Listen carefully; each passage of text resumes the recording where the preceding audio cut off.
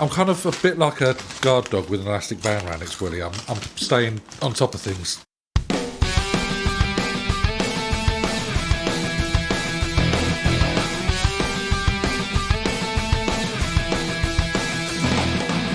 Hello and welcome to Not 40, Just Blank, a podcast where we take you back in time through the years and discuss all the weird and wonderful events within it, which we think make it so memorable. Each episode sees us chatting through all the news events, sports, TV, film and music of a particular year, as well as the odd and funny personal stuff we can remember. Come and join us on our journey through the 90s here on Not 40, Just Blank. 'Cause tonight, baby, I wanna get freaky with you. Hello there, and welcome to another episode of Not 40 Just Blank. This week is going to see us dive headfirst into 1998, and here's my very own Brandy and Monica, or Shandy and Veronica, better known to you lot as Rich and Phil. Howdy, chaps. Howdy. Moo. Well, I see we're on good sailor. form. Good. Right, there's no time to waste. Let's push on. We are slap bang in 1998, and we're 20 years of bloody age. Britpop is seemingly coming to an end. There's a World Cup to come in the summer and a new millennium to look forward to. But what was front and centre of your little slice of England? Richie Dizzle, your time. Boom. I am, and I will start, but I come tonight bearing gifts, and I come with some retro sweets. A real treat. I know you're both sugar junkies. Yes, So we I've got can't some live without. in for you. Oh I've my got you God. some dib dabs, Dib dabs. some flumps. Oh my days, it's like From bloody here, Christmas, like a listeners. fucking rock star. Whoa, it's going down. Oh my I do love word. it. Love hearts and chew it off the my chain. There you go. days. Can I have a love There you go. art? This You is- can do. Take your pick, man. This Go is for it. thoroughly exciting. Told you not listeners. to. Can I fill read up. out the messages as and when I Oh yeah, tell us how you're feeling. Yeah, go. all Yes, the way through go. the. Why don't you do record. it? Why don't you do it in an accent, Phil? As we know, you're the master of mimics. My first one. Here we go. Dream on. Dream on. Ooh, I love that. I mean, that's a lovely little touch, isn't it? Yeah. I'll just be coming out with them now and again. That's nice. Yeah, keep those coming. Although you keep Well, get these little emoji ones now. I don't like them ones. yeah, I'm not having that. Yeah, it's a bit. They're old school. I'll just ignore them ones, but Yeah. Mate, I was gutted. They had refreshers the other week, and I'm gutted they didn't. So, Well, I mean, this is enough to That's- almost that's see us enough, through isn't it? till halfway through. I reckon that's a lovely treat, Richie. thank that'll you. do. It's all right, boys. No worries, With man. that. Right, so I get back into the year. do it. 98 for me was the year of the bell end bracket. De party pooper.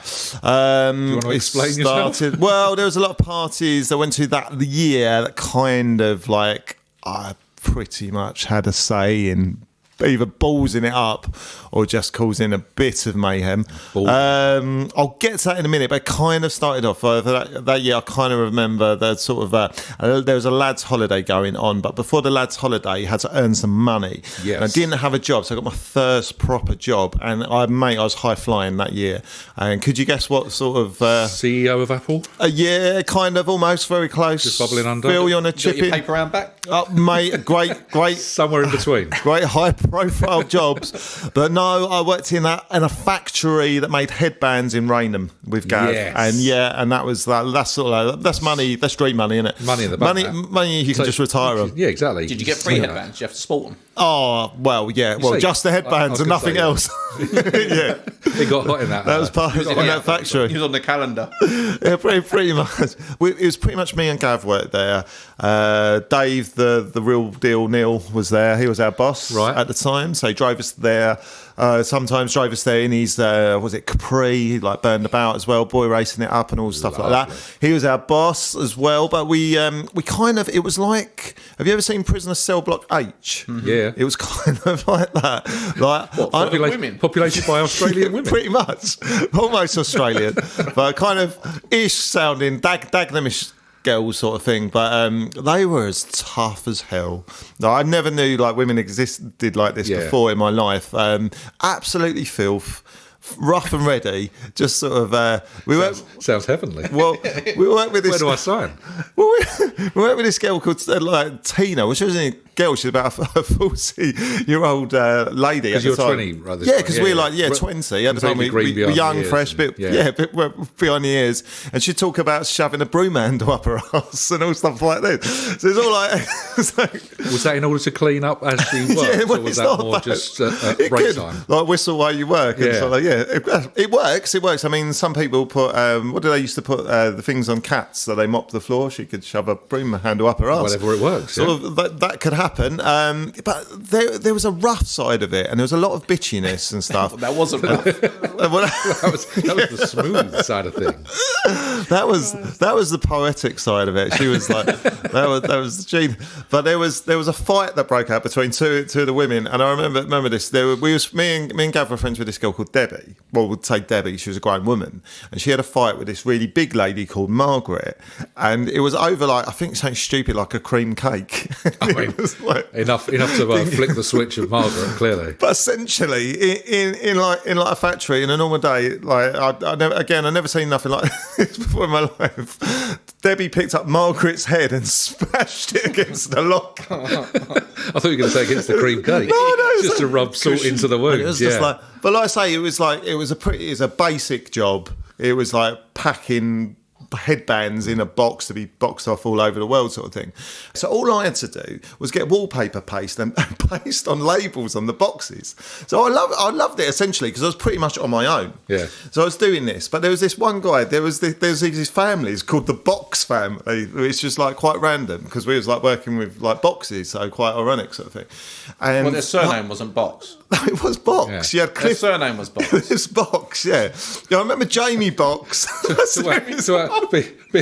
Being born for the job you want, not the job you've got. So really poor Hollywood actor. Jamie Box. No, Jamie Box. Not good on the piano. Not good on the piano. With two X's. I never thought of it like Jamie that. Foxx. Jamie Foxx. Oh, well, he's also movie star dad Cliff Box, who was, he was, a bit naughty to him. He was kind of, but anyway, I won't go into that because there's still a lawsuit pending for that one. But essentially, the whole family worked there, and I remember like having 2 days off sick or whatever, and coming back. And I remember Debbie sort of coming over to me, goes, "Here, Richard, he's going up. I think you better watch out." And I was like, "What?" I think she was going, "Yeah, I think Jamie's after your job." Like that. Fighting for this sweet gig. I was like, what?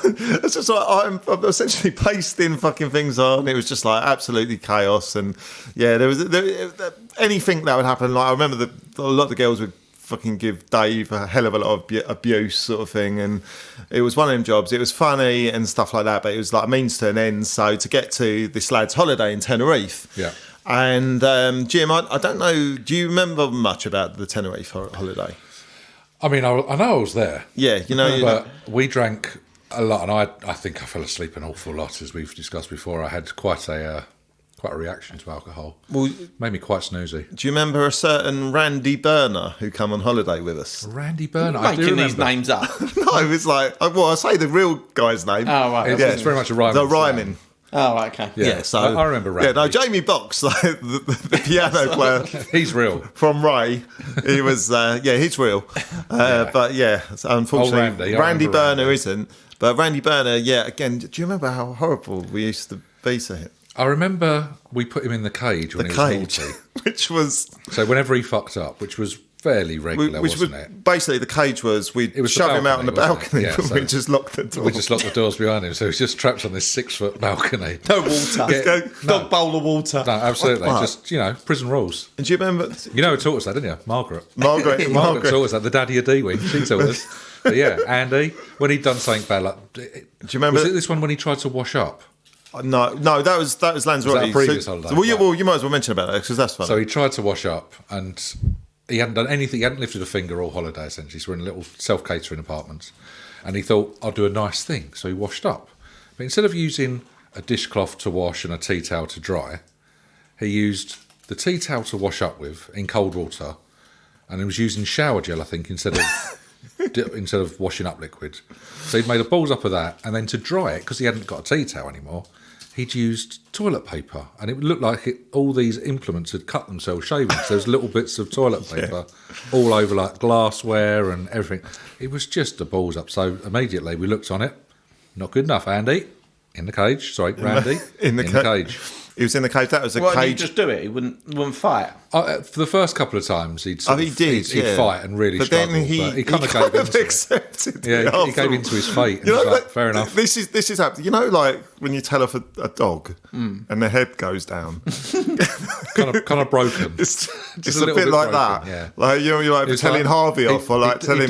He'd do the big eyes look. He'd be like, "Do I have to?" It was It was Cuts his leg. Yeah, he did lose it a couple of times because I remember him trying to knock it down because it reminded me a bit of like the opening scene of the A-Team when B.A. Baracus kicks open like the barn doors or something. Yeah. It reminded me, but unfortunately he didn't manage to break them open. But I remember him making a cup of tea as well. We asked him to make a cup of tea, and essentially he got the kettle.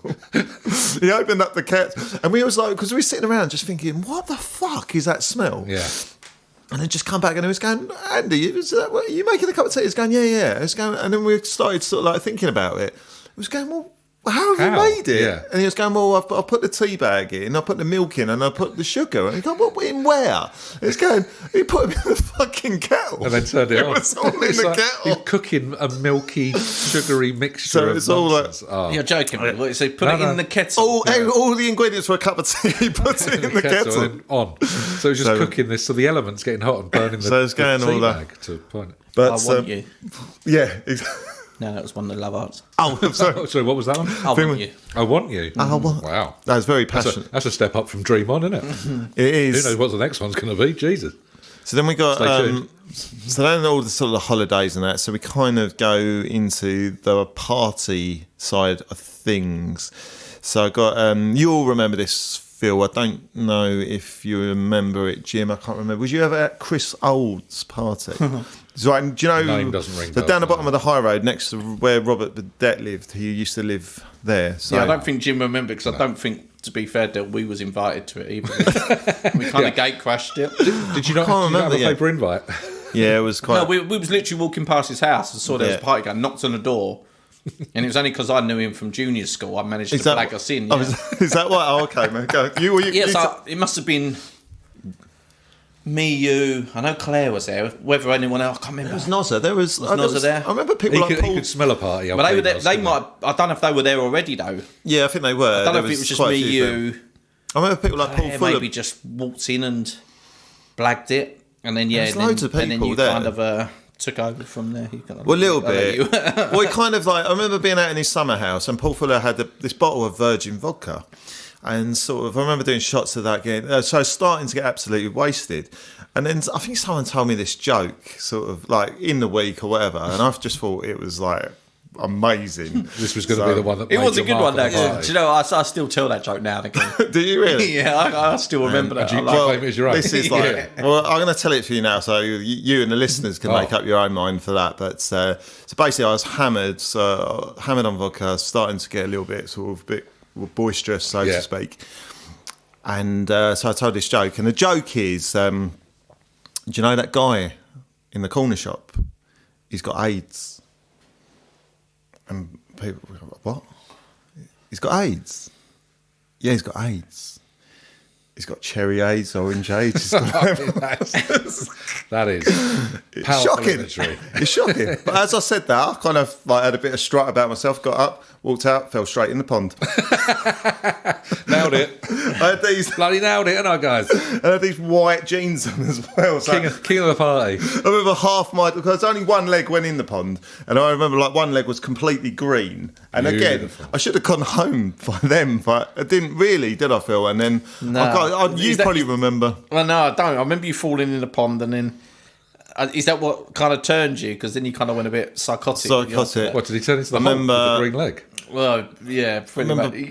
Go on, I remember stealing. I remember stealing all the crisps in his house and then cuddling them. Yeah, like and like you know, like the multi-pack bags. Yeah, he stole like a bag of multi-pack crisps. Yeah. No one's having them. These are mine. He did. He pretty much. claimed them, and he held them close to his chest. Oh, you've got to. You never want to let them go. And I think like the guy at the park was like, give back the crisps. And like, no, They're my you're not having my crisps. And then to make sure that no one would have them, he puked on them.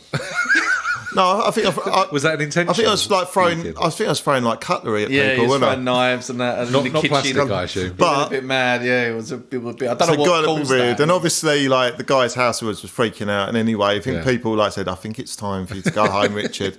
It's time for you to go home." One of your legs But has anyway, gone green. this guy, It's time. Chris guy, was blabbly, blabbly, blabbly, blabbly, blah in my ear like that. And so I thought, I've had enough of you.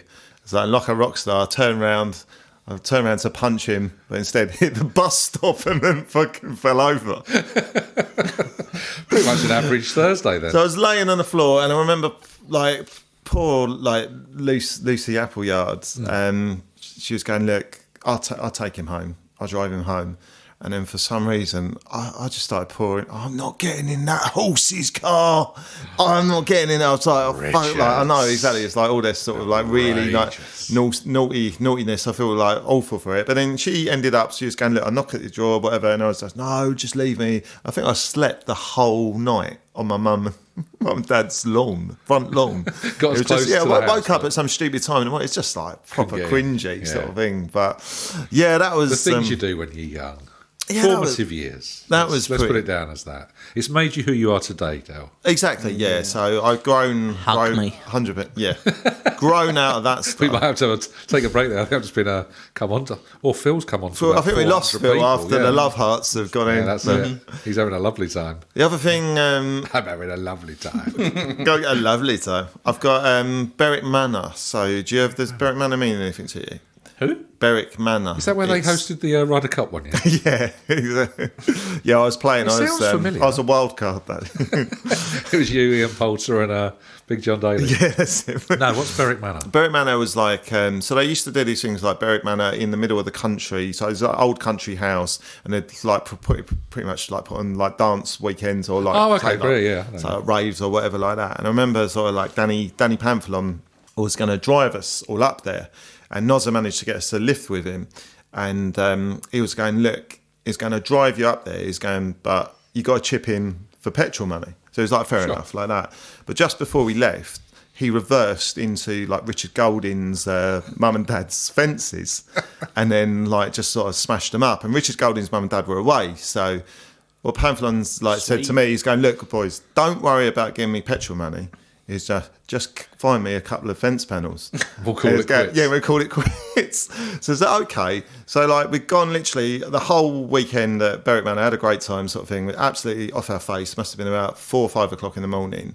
Just sort of like, and it like literally dawned on me, like Nozza was almost like something from a gangster movie. He's going, "Dale, we ain't got the fence panels. We ain't got no fence panels, man. And then I was like, "Okay, leave it to me." And I remember we drove. I've got some contacts. We drove down to Hatley Garden. I got out for a piss. It was still like fucking summer, like it was light and everything. And there's half height fence panels. I literally lifted them out of whatever you call them, the concrete posts, put them down, 3 fence panels, quickly knocked on Pamphilon's door, Well, opened it up, and I just turned around. It was just as I was pushing it, was just this milkman's face. It's like debt paid. Yeah. Yeah, exactly. It just was like, what? Never Just contact me again. It wasn't like, and Noz apparently said he was laughing his head off, but I couldn't, like, I'm not staying around for that. It's just like, yeah, it's just the most stupid thing in the world. Yeah, it's just like, Just all you got to do, Pay. you got one last job, like Carlito's Way, you got one last job. Don't worry about the money. You got guys. pull back in for fence panels. Imagine what you do for some trellising. Next absolutely insane. next week, I want you to do a job in a garden centre. 3 lots of chain link. Yeah. Get me some turf. I want 3 garden gnomes. I've got a couple of We'll ball call it patches. quits. Yeah. And the last one I've got here is the famous Rory's party, Jim. I don't remember that one. You Dale. don't remember might that need might need to walk me through that one. So this is where I pretty much pushed friendship to like the edge, really. Forget. So- being a hostage over hot dogs. So, yeah, no, that's got nothing. That's unforgivable. That is disgraceful. Yeah, This is, that's water off a duck's back, isn't very it? much quack. I'm looking forward to this then. So we're in the bread and cheese, and I think Noz and Rory really want to go zeros, and sort of the Club Zeros. So they're trying to get me to go, and I'm like, mate, I can't. I haven't got no money. Blah blah blah. I just think I'm just going to stay in the pub. So it's like, okay, and you know what? I'll stay in the pub with the expensive drinks. Yeah, it'll be fine. And like, Rory is such a lovely guy. The fact of he had a free house at the time, and he didn't have to do this. We could have just gone home, but the fact he come up to me is going, Del, I tell you what, he's going that because I got a free house, I'll give you my house keys. You can invite a couple of people back. I mean, couple of people. You don't want to say that he was too trusting. But gee whiz. And he's going, and then I can see where this is going. It's not going to end well, is it? So I remember talking to this girl I quite liked, who kind of had a bit of a mouth on her, so to speak. And so we all basically agreed to come back to Rory's. All I know, and that's kind of after it's a bit of a blur. Like I knew, like Faye was coming back, and I knew a few others was coming back. It was still under control, though, right? Yeah, it was still to your knowledge. Was it Destruction Derby? Pretty much, yeah. By the time we got back, there were like about 20, 30 people, I think, already outside, and the doorbell kept on knocking. Yeah. There was another party in Oakfield Road, and everyone from that party came up to Rory's. So I was sort of, okay, this is fine. At what point do you sort of go, I think I've dropped a wrong one here. Wrong, and sort of like, it was at no point by the sound of it. No, not after an entire night. It was going. It was manageable at first. Yeah, as long as nothing's getting broken. Yeah, we're all right. That's all right. So it's kind of manageable, and then music's starting to get a little bit louder. People were going outside. And then it started to get a little bit out of control when Rory's Italian neighbour was getting told to fuck off when she told us to turn the noise down a bit. Yeah.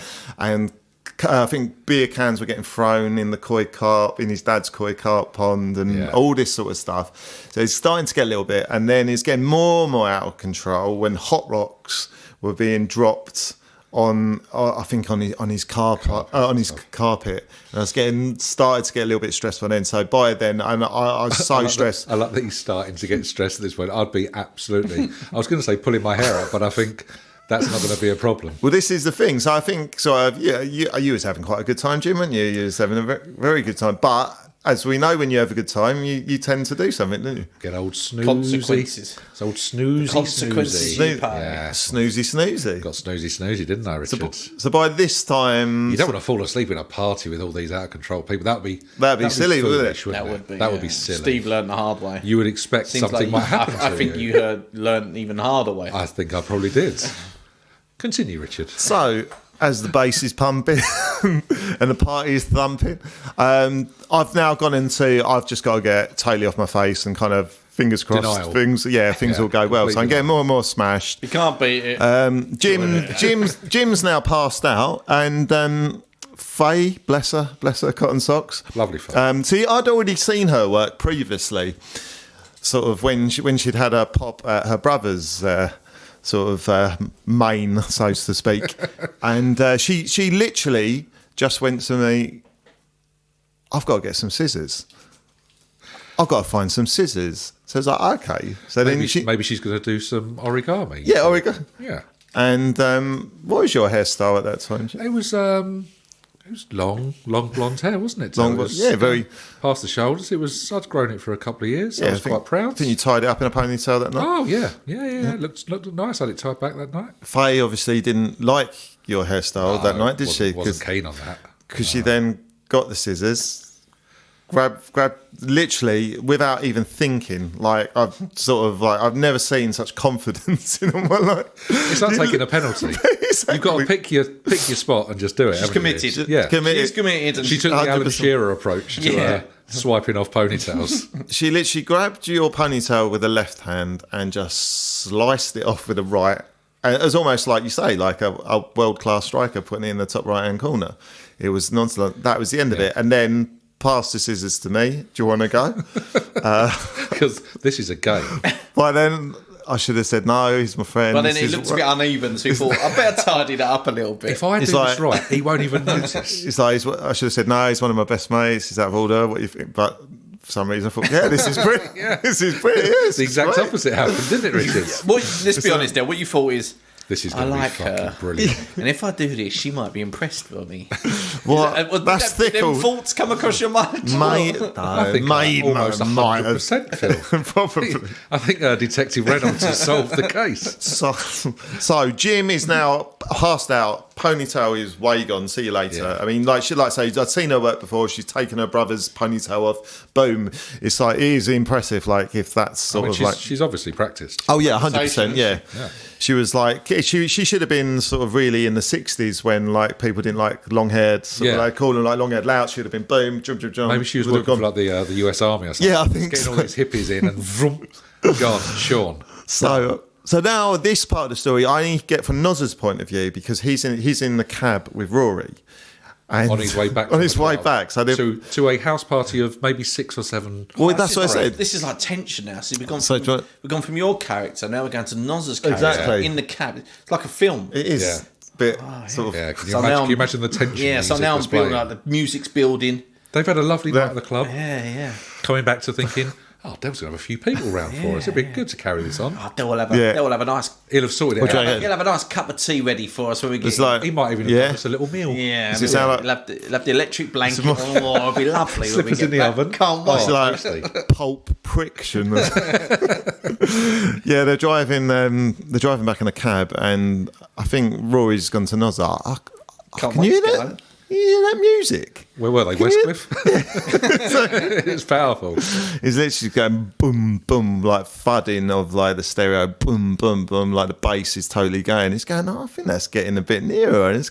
And then like obviously they're twigged, and he's just fucking, bless him, he's come in.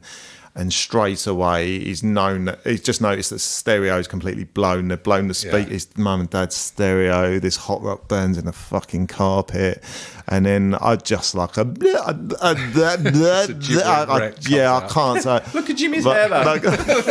Well, that's the thing. Yeah, it's amazing what will take the heat off you. Yes. I feel like absolute shit. They obviously pretty much ruined mine and Rory's friendship. R.I.P.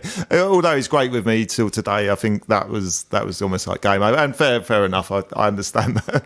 I seriously, I deserve my cunt badge that night, 100%. But then Jim, it goes to you, because the next morning, 1, 2, 3, go. So I wake up after a lovely snooze in a party. I was like, wow. Got smashed that night. Hell of a party though, from what I remember. No one's done anything to me as well. So the first thing I do with my hair is normally, because I've fallen asleep on it, it's kind of a bit scraggly. So you take the ponytail out, redo it. So I reach back, grab what's there, pull it out, and a massive handful of hair comes with me. Because it had been cleverly, the brains of the operation had stuck it back on with shaving foam. So the hair had just been haphazardly put back on my head, but with a load of shaving foam over it to stick it back on, presumably. Because, you know, that magic Gillette. So I go to grab it, a big handful of shaving, I go, fucking shaving foam. And then hair comes with it.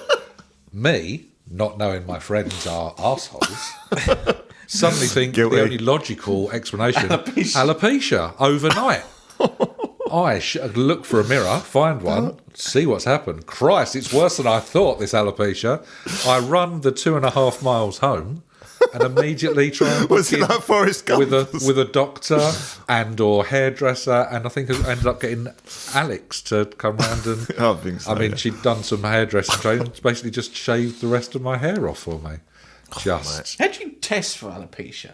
What you do, you went to the doctors. You phone your mates and you say, "Oh my God, what a party! What the hell happened? I've got alopecia overnight," and then hope they own up. Well, yeah, they kind of did. After a while, I can't even remember. I think you was actually all right. You know, I don't ever remember you being like. I was pissed off that the decision had been taken away from me, but I always intended to cut it anyway. Right. Okay. I mean, I would have liked to have done it under my own steam, obviously, and but I was like, you know what? I looked a bit of a prick anyway. Live and let live. Who knows? Fast forward 20 years, haven't got any pissing hair. But kind of irrelevant, really, isn't it? But your partner you're with now, your long-term partner. Yeah. What did she say? She was like, best thing they've ever done for you. I spoke to her this very evening about it, just to try and make sure it was this year. So, went, best thing they ever did for you. Phil, have you got anything? Has that triggered anything? No, 98 must. All I can say is 98 must have been. I must have been consuming a lot of beer because I could not remember. Can't remember much a damn thing. The only thing I've made a note of, I put is Beast of Boyce Hill. Oh, Beast of Boyce Hill. Yeah, it's the only thing I remember. Is me and Steve coming home from the brush one night. Decided to walk home, cut through Boyce Hill Golf Club. Yeah. Golf course about 3 a.m. About 3 in the morning, and we're just going cutting through it, mind our own business. It's pitch black, and suddenly it's like I have a film, and all these birds shoot out of a tree, and this noise that was not fucking human like emerges from these trees. So you're thinking, what, Yeti? You're thinking? I don't know what I was thinking. I was drunk. You'd had a license. Yeah, but still, we didn't imagine it. And I'll tell you, if someone had had a stopwatch that day, I beat fucking Usain Bolt. I was fucking gone. Steve, on the other hand, just stood there, like frozen in fear. Like, as I've legged it. Would you mean like Anna and Elsa? Just like, he just stood there, and I'd just gone. I was like, fucking, that's it, I'm out of here. Fight or flight, and Phil's very much the fight. That's when you learn. That's when you learn what you are. Okay. So I've just like bombed it because honestly, it was just like the weirdest noise I've ever heard. And I've got to a distance, and then you realise it's a bit like whatever it was, so it hasn't done nothing. And it's like where's Steve? Yeah, so like I've turned around, Steve's just standing there. So like, I'm like watching. What the fuck is he doing? So after a minute or so, nothing happens, and we kind of meet up again. I was like, he just went, "Oh yeah, I've been reading this book lately about like lions and that." And then bear attack. Yeah, if you just stand there, they don't attack you. And I was like, "Fucking hell, Steve!" Yeah, but that's like in Africa and stuff, not in Benfleet. I know, exactly. Benfleet, they'll just rip your face off. I was just fucking gone. They'll smack your head into a locker. Whatever was there that night, I don't know what it was. It wasn't human. So I've been looking for it ever since, the Beast of Boyce Hill. And have you ever come across it again? No, I haven't actually. But our paths will cross again. You should do. Is this your thing? You won't rest until you've. You should do it. Do you think it's like a bit like the Bigfoot is in America? No, it's out there. Yeah, you think so? Yeah, do you reckon you should do a documentary? Mulder and Scully kind of thing. Yeah. Go and interview like members of the Boyce Hill Golf Club and see if they know of this. Have you ever seen the 17-foot? There's a hell of a lot of members in that club. Yeah, hell of a lot of members. That's my mission. I'm going to do that. I'm going to do a little documentary. See if I can trace. You writing down notes. Yeah, I was going to say, spin off a podcast. The Beast of Boyce Hill. Phil tracks down the Beast of Boyce Hill. Keep you updated. Yeah, man. Do a live podcast. But that's all I've got, really. I haven't got much of 98. Like I say, that's a great one, mate. I think I must have been pretty intoxicated, really. It was still just pub, pretty much pub, club, pub. But yeah, it was literally it, wasn't it? It was like, again, hand to mouth, living for paycheck, spending what you had, and not really worrying about anything else, was it? Yeah, pretty much. Live for things like weekends, lads' holidays, festivals. Yeah, at least we planned further ahead than the weekend. At least we did plan a holiday, and we planned. I don't even say you live for the weekend though. It was every night. Yeah, pretty much at the pub, weren't we? Yeah, very true. It was very true. Yeah, no responsibilities. Good old days. No responsibilities. No kids. Lovely stuff. Oh, it's all good, man. Beautiful. Ooh. Good work, gents. Good year. Are you happy with how your life has turned out? I don't know. I guess it could have been better. I will never know.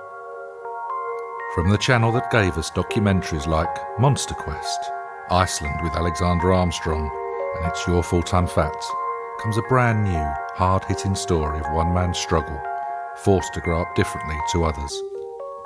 Tell everyone what it is that makes you different. My mother sadly passed whilst giving birth to me. Suffered from diabetes due to large amounts of sugar intake, which caused for me to be born without hands. But you do have hands of some sort. Well, due to the nature of my mum's illness, I seem to have been born with giant gobstoppers for hands. Powerful. If this documentary doesn't have you reaching for the tissues, then you don't have a heart, says Jonathan Ross. One of the most heartfelt and beautiful stories ever seen, said Radio Times. can't bear the summertime. The heat and everything is too much for me. Flies, wasps, everything gets stuck to me. The Man with Gobstoppers for Hands on Channel 5 soon.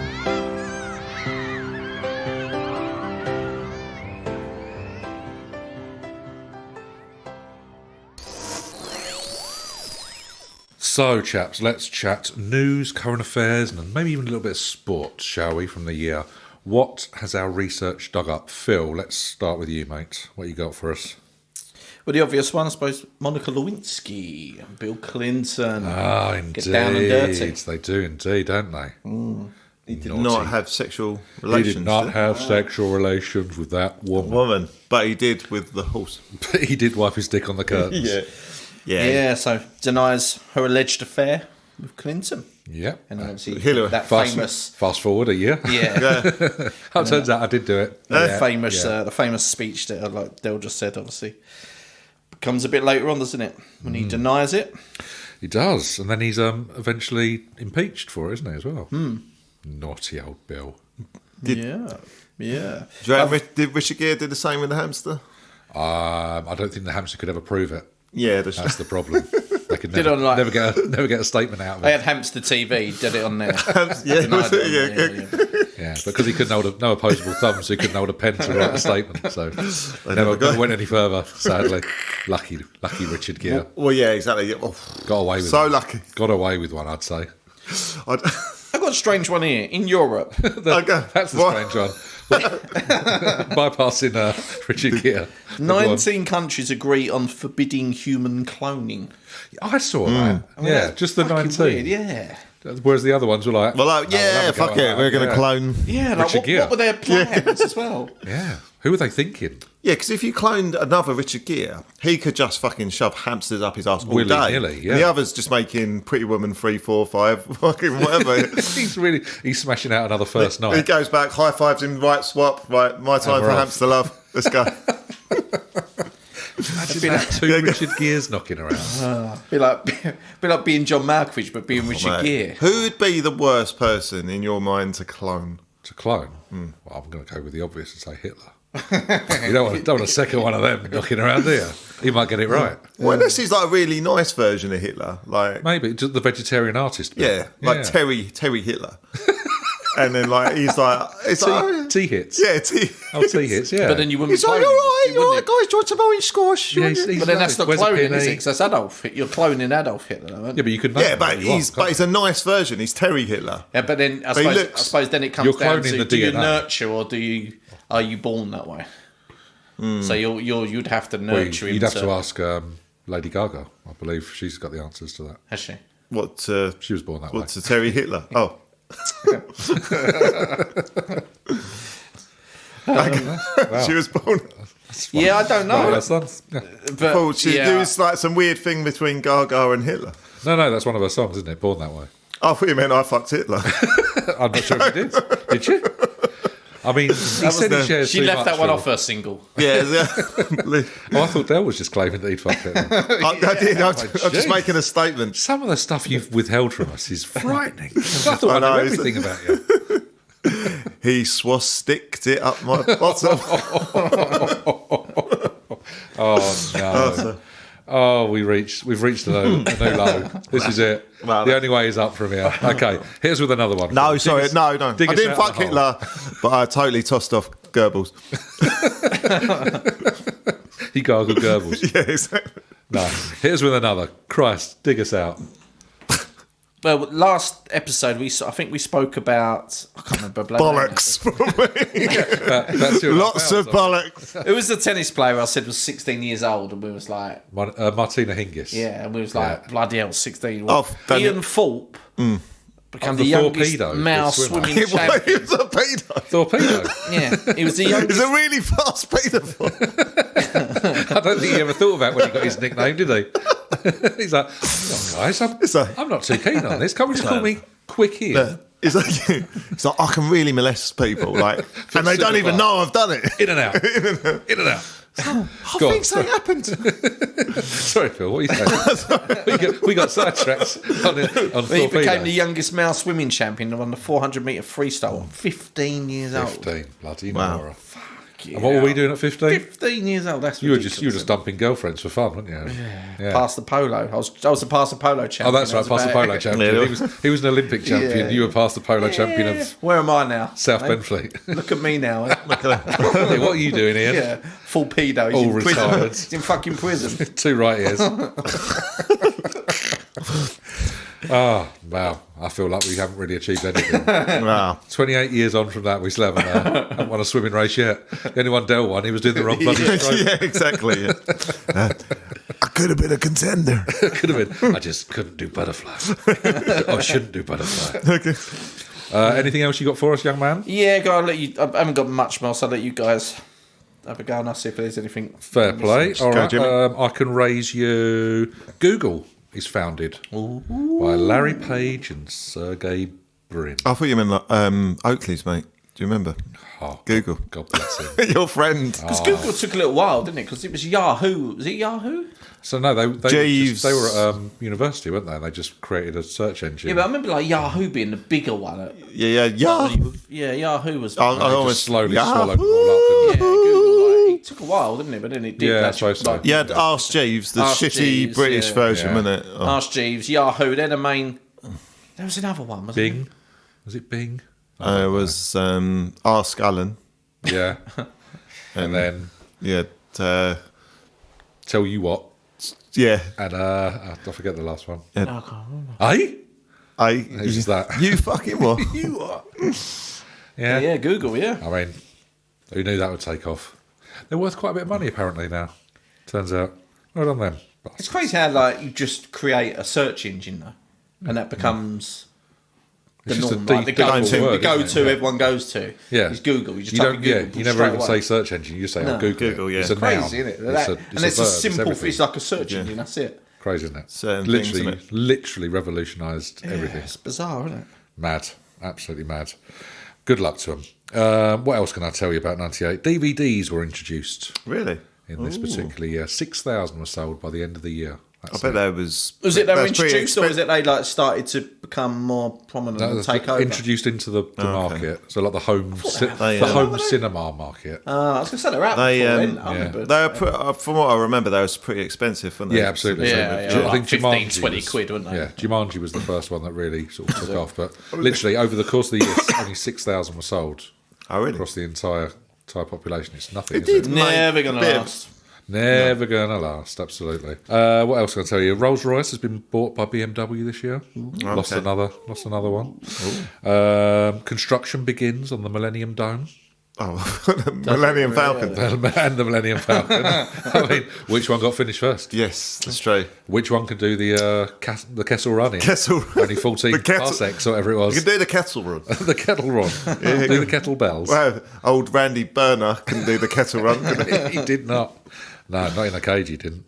No. God bless him. He had back in the nothing. cage, He had Andrew. nothing out there. Randy, I mean. What else have I got for you? The £2 coin introduced. In this particular, yeah. Okay. £2 coin. 98? It feels like it was a long time ago, but yeah, still quite recent, doesn't it? It's a weird one. I wouldn't have said it was that long. But you think it's 24 years ago, isn't it? Really? Fucking hell. Did you ever used to get £2 coins, put them in your eyes, and pretend to be C3PO? Yeah. Yeah, I thought so. Yeah. I mean, Standard, wasn't it? Standard practice. Yeah, absolutely. Who wasn't? I'd judge him. Yeah. Absolutely carnage, isn't it? The first part of the International Space Station was launched and sent up Oh, okay. in this particular year. Yeah, birth of the euro. Yes, absolutely. Yes, someone gave. Yeah. Mummy, Mr. Euro, Mrs. Euro Mrs. had a lovely time one day and gave In your birth to a mind, little Euro.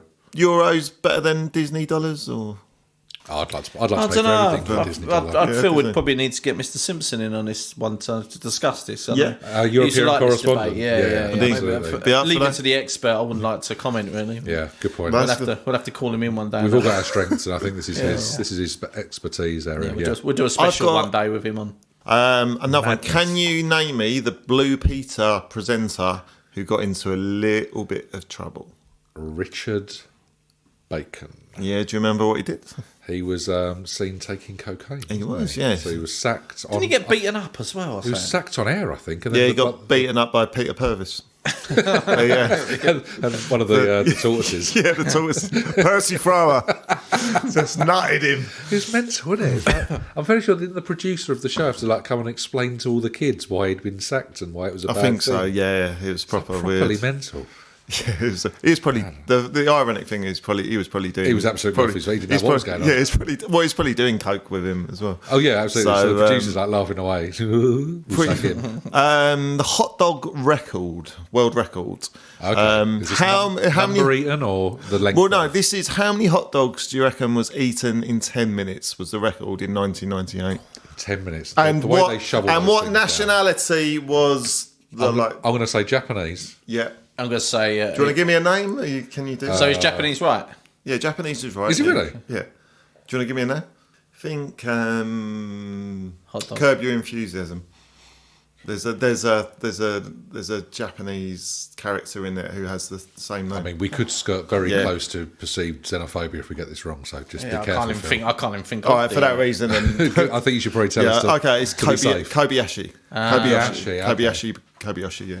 And how many? Gee, in 10 minutes they whiz those things down. I mean, in a minute you've got to do. They? In a minute, say the first minute, you could probably do 15. They do 20, them in seconds, don't 20. they? But then you got to fade. Yeah. So in that, so it'd be 200. So it's got to be like 175. So bear in mind, this is the rolls as well. This isn't just the I reckon it's got to be close to a ton. Maybe 80. Nowhere near. 175, I'm saying.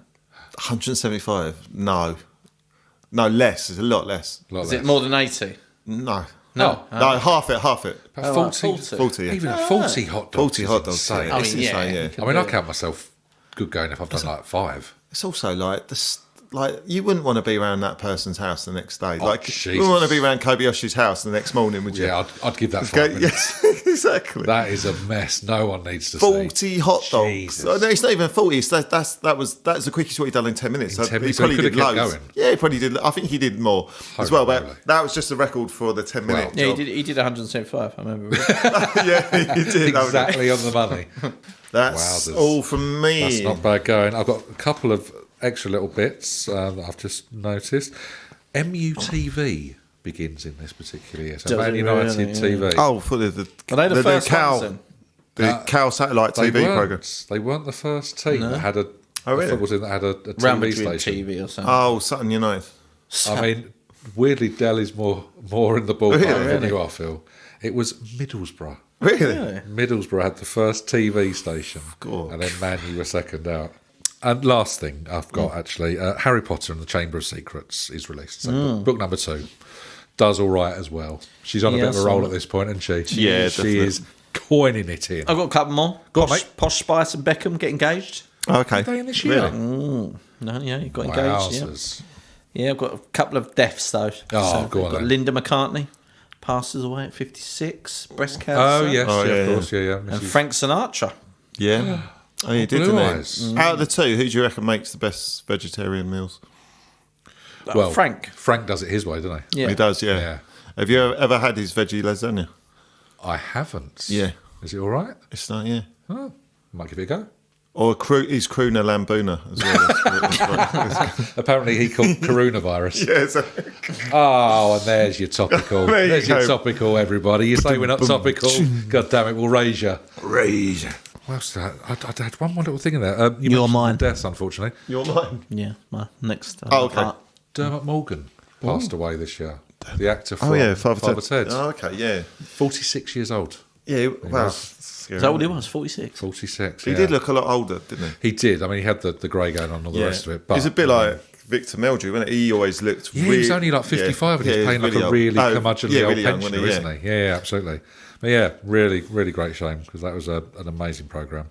We can sort of move a tiny bit away from news and do sporty bits because only from a personal perspective, Arsenal win the Premier League and FA Cup double in Arsene Wenger's first full season. So it's one of the first times that's been done, which was a very happy little summer for me.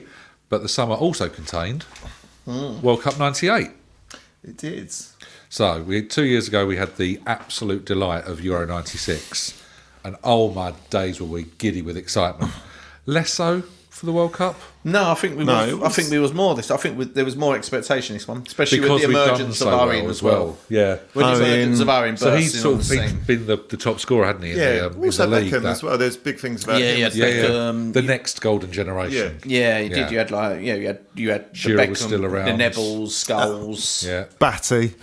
You still had Shearer, and then I literally think that year Owen he burst on the scene, and he did. He was like electrifying. Absolute muscle, he was. wasn't I remember I think I was saying to you the other day though, he's one of the few players, still the last players where when he got the ball, you proper excitement. thought something was going to happen. Because he just used to run at people with such pace. Yeah. And he wasn't. It's as they said, terrified defenders. He was, and he had a great finish on him as well. He was absolutely amazing. I watched one of them Premier League legends or whatever, and there's the points talking about Michael Owen because it was on about Michael Owen, and he said when Michael used to get the ball, he's going as soon as he was 1-on-1, he's going. I just used to turn around. Yeah, because he's going to get past his defender halfway. and he goes. I used to think he's scoring. Yeah. So, and again, it's nice to have that confidence. Surely playing the ball. 100%. But he got two big injuries that pretty much killed his career, and he lost that little bit of speed, which made his game as well. Because he said he was still fast, but he would have been so rapid. He was amazing. Wasn't he? I think after that World Cup, he said like insured his legs for something like £50 million or something like that. It was really big figure, cool. Yeah. Him and Cindy Crawford. Yeah. Cindy's were better. Oh yeah, well, and they lasted longer. Hamstrings. She had much better hamstrings. Very. I thought you meant like if you suck on them. No, she looked after herself. She did them DVDs. She did. See, Michael should have done a Christmas DVD every year, and it'd be still going. But with the World Cup though, the thing that there's two things that makes me laugh with the World Cup is the one we always think we're going to win it. No, is the England-Argentina game. It's when Beckham gets sent off. He kicks his leg out, doesn't he? Flicks his leg out. Flicks a petulant leg at Simeone. Simeone does the staggery fall over. And I was speaking to Phil about it. Is it Simeone or is it Batistuta? Because you know when he gets a red card. Yeah. It's either Batistuta or Simeone nods his head like. I think Batistuta nods it. It's Simeone kicks over. Oh, okay, I think Batistuta's on the floor. Batistuta nods his head like as if it's all gone to plan or whatever. No, it's like that's 100% right. It's almost like. If he'd have given him the great decision, Raf. Well, but if he'd have given him the death penalty, he Batistuta would have. Yeah, 100%. That's justified. That's right. Yeah, he's totally. And the other thing is when the penalty shootout is David Batty goes up to take the penalty, and Brian Moore, I think, says to Kevin Keegan, yes or no, yes or no. Put your house on it or something. Yeah, no, it's like Kevin. Says, will he score? Yeah, he's going. Do you back him? He's going. Do you back him? Yes. Yeah, and he does that like Homer Simpson. They go, 3 seconds later. Fuck it. It's good. Yeah, we was unlucky, no. We were actually. Yeah, no. I do think if we'd have won that game, we could have gone on to. Yeah, because we had a good team. It was in that Argentina game because it was a quick start, wasn't it? Because they scored a pen really early doors, and then we get one within the first 10 minutes as well, don't we? I think. And then Owen does his amazing run. Yeah, and we're like, oh my days, this is going to happen. Yeah, Beckham then gets sent off. They score. But I'll say, we score in extra time. Do you remember Sol Campbell? Sol Campbell gets that massive and header, there's nothing wrong with it. Absolutely and nothing. I remember in the pub, it all went mental. I think we'd won it, and then we look up the screen, they're attacking down. What's going on? Yeah. But then they showed the replay, there was absolutely nothing wrong with it. He climbs like an absolute salmon, doesn't he? It's just like, But then as soon as he goes to penalties, you're like, you know it's going to go wonky donkey. Yeah, 100%. Yeah, that's the shame. But yeah, I mean, there was a lot of, like you say, there was an awful lot of expectation going into that. And it was just a real crushing disappointment when it did eventually go. Yeah. Not much to say, really, is there? Just disappointment once again. But they did release, in a plus side, 3 Lions got re-released, didn't it? Always 3 years later. Yeah. And what other cracking football tune came out this year? Vindaloo, isn't it? Bloody Lou, Richie. Yes. Second behind 3 Lions. We are blessed to have 2 fabulous football songs to chant and shout. I wish they wouldn't have done the 3 Lions. Just left it. Yeah. Because we would have sung it anyway. I dare say. 100%. Well, we still do now, don't we? Without changing it. Yeah, absolutely. But yeah, it's nice to have 2. Nice to have a change up. Yeah, Vindaloo is good. Great little. It's like your drunken one, isn't it? That's more of you. Proper lads. Yeah. Lads. Oi, oi, oi, and all that. Yeah, no, definitely. There we go. Was there anything else you wanted to add for sports, or should we call that? Just I'm shy. It's my Yes, love you are. heart. I'm shy. You're a shy guy. No, you're not. Shy guy. Sitting there with your trousers off, Phil. Absolutely ridiculous statement. Ron Jeremy, Ron Burgundy. If you was hung like this, wouldn't you too? Well, I mean, to be fair, it's a lovely vagina.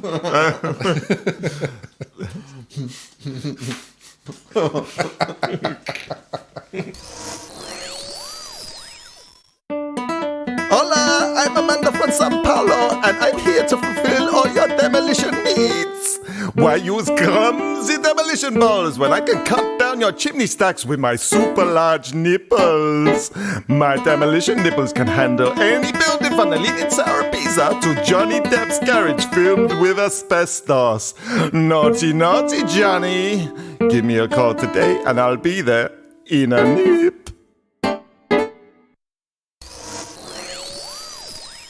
Right, fellas, we're on to TV from 98. Let's get chatting. Should I start you off with a couple? Yeah. Go on. All right, I'm going to go big. I'm going in big, and I am not afraid to say it.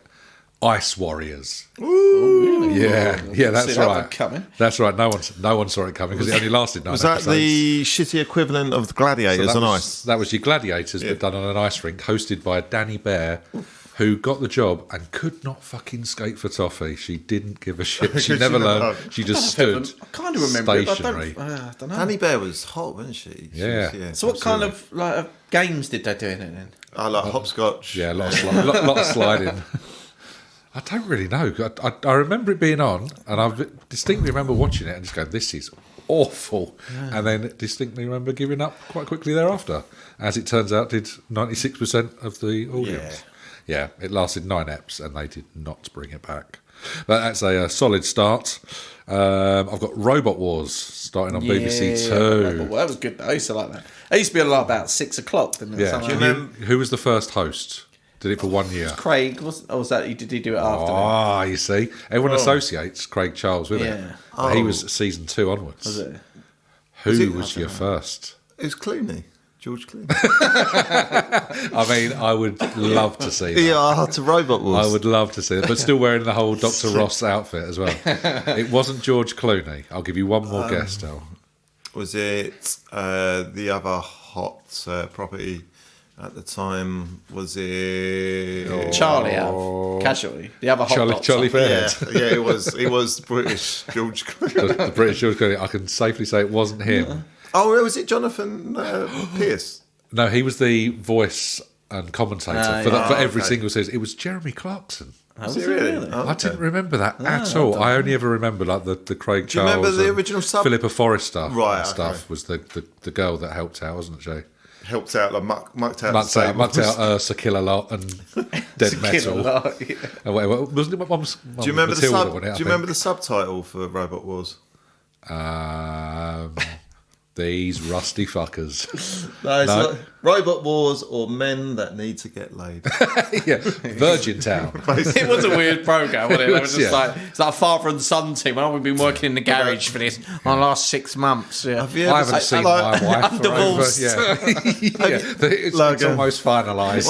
Well, I've never watched it, but have you ever seen a clip? I think there's some bloke that gets beaten by either like a kid. Oh, yeah, yeah. And he Properly loses his pieces. Yeah. He's been working on this thing for months, and he's like Phil says, he's lost a wife. Yeah. He doesn't have access to his kids anymore, and he was like, "This is going to win them all back." And then he gets beaten by like a 14-year-old that's He knocked really it up in gets DT. the hump, doesn't he? Really shows himself up as well. Like terrible losers. Yeah, Like, as in poor losers. Oh, I thought you meant the But, people that are on it. But terrible losers as well. Absolutely.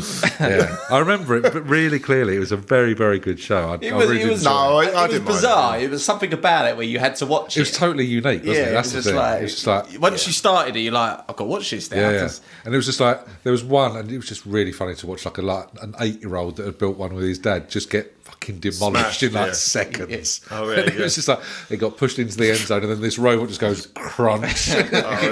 Here's your piece of shit back. And they're interviewing him. It's like, you imagine Clarkson interviewing a kid Yeah, or something. It's exactly, like, how do you feel? Yeah. Well, you shouldn't be so rubbish, should you? But yeah, great little show. Really, really enjoyable that. South Park starts on Sky One Yep. and still going strong to this blooming day. Not a huge fan, but I appreciate it for what it is. Yeah, Yeah, same. same here. I don't mind it. It's, Funny, yeah. funny little bits, and they'd like really fly close to the wind as well, don't they? When you got like Simpsons, that's a bit more tame. Oh yeah, This is like your grown up post pub 100%. stuff, isn't it? But Then you gave birth to your Team Americas, and that's them, yeah, isn't it? absolutely, Yeah. absolutely. Wow. And the other America's Sex and the City started. Oh, as really? well. Yes, very much so. Yeah, my wife's a big fan. I don't like it as much, but yeah, No. still going today. So Very much so. There was in a similar sort of an ilk, Buffy the Vampire Slayer. Yeah. Was also on this. yeah, I never This got year. into that, but it had a big fan base, didn't it? to Yeah, be fair? absolutely. Yeah, Yeah, it did, yeah. Who Wants to Be a Millionaire? I do. Yeah. Oh, Yeah, I do. Right, and the There's TV show. That's Yeah, that massive, was isn't it? it was massive, wasn't it? Like, everyone tuned in, It wasn't was it? just like they could win £1 million. Yeah, that was crazy. That's when it was actually like worth it. Yeah, it was like, that was That was mind proper, blowing. yeah, big life changing stuff. And I it mean, was it's like- still life changing now, I guess. When but- did the old Colonel come into it? Was that It's been a couple of years later, Oh, so okay. yeah. Oh, I thought you were the talking coffin? about. Oh, I assumed you were talking not, about the, your not the penis. guy from Kentucky.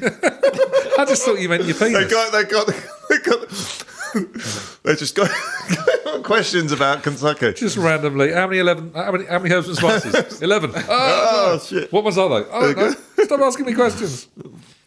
I've got a couple more things in here. The first edition of Soccer Saturday Yeah. went out Yeah, I got on that. Sky Sports. Yeah, Still going Was it strong. Jeff Stelling doing it from I the think outset? I think it was. Was it? Because it's his last season this season, isn't no, it? He's if given it wasn't, up he joined it not very early on. yeah, but not long after this. he's literally I think a it was proper institution, isn't he? Yeah. Good lad. Yeah, he's good, though, isn't it?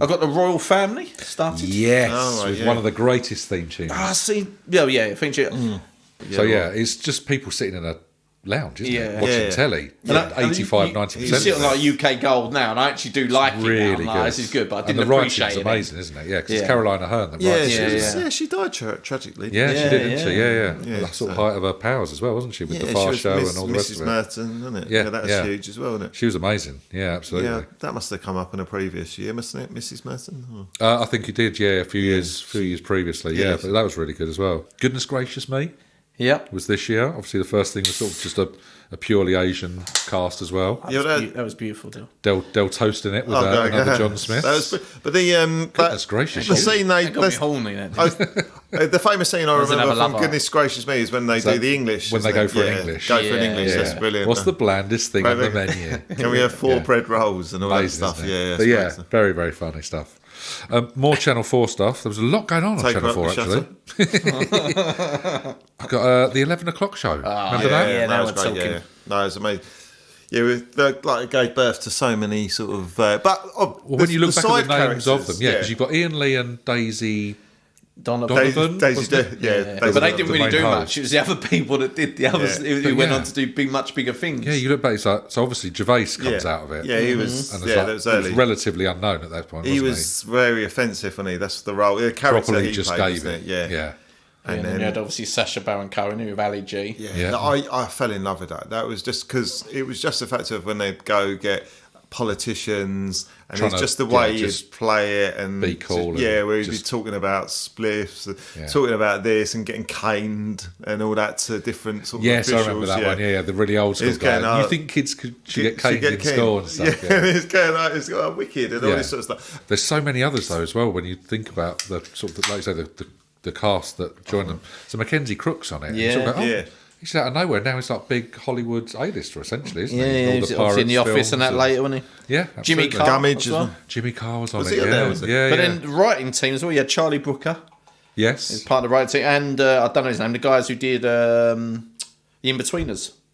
Oh yeah, Damon Beasley and Yeah, they Ian were Morris. part of the writing team. Right, Yeah, okay. Ian Morris, I think that as well. Yeah, so Wow, yeah, that's that's what I mean. huge, isn't it? It was properly massive broke people some coming. people, Yeah, didn't it it? was. Yeah, and it was buried at 11 o'clock just so they could obviously be offensive and Yeah. get the language and stuff It out wasn't.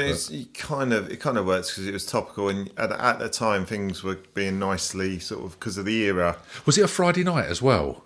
So they yes. had like the week. They just Yeah, it round was. up the Yeah, week it was almost, Friday wouldn't night, they? 11 So they'd have o'clock. sketches I and thought it was a stuff. couple of times. No, I think it was just Friday night. Because they were almost writing up to the Yeah. point of. So if Oh, anything right, happened okay. that day, almost Yeah, they were fair kind of enough. picking it up. But yeah, really, really impressive little show. Really like that. More T4 was happening. That whole youth zone on Channel 4. You know, Yes. like June Sarpong.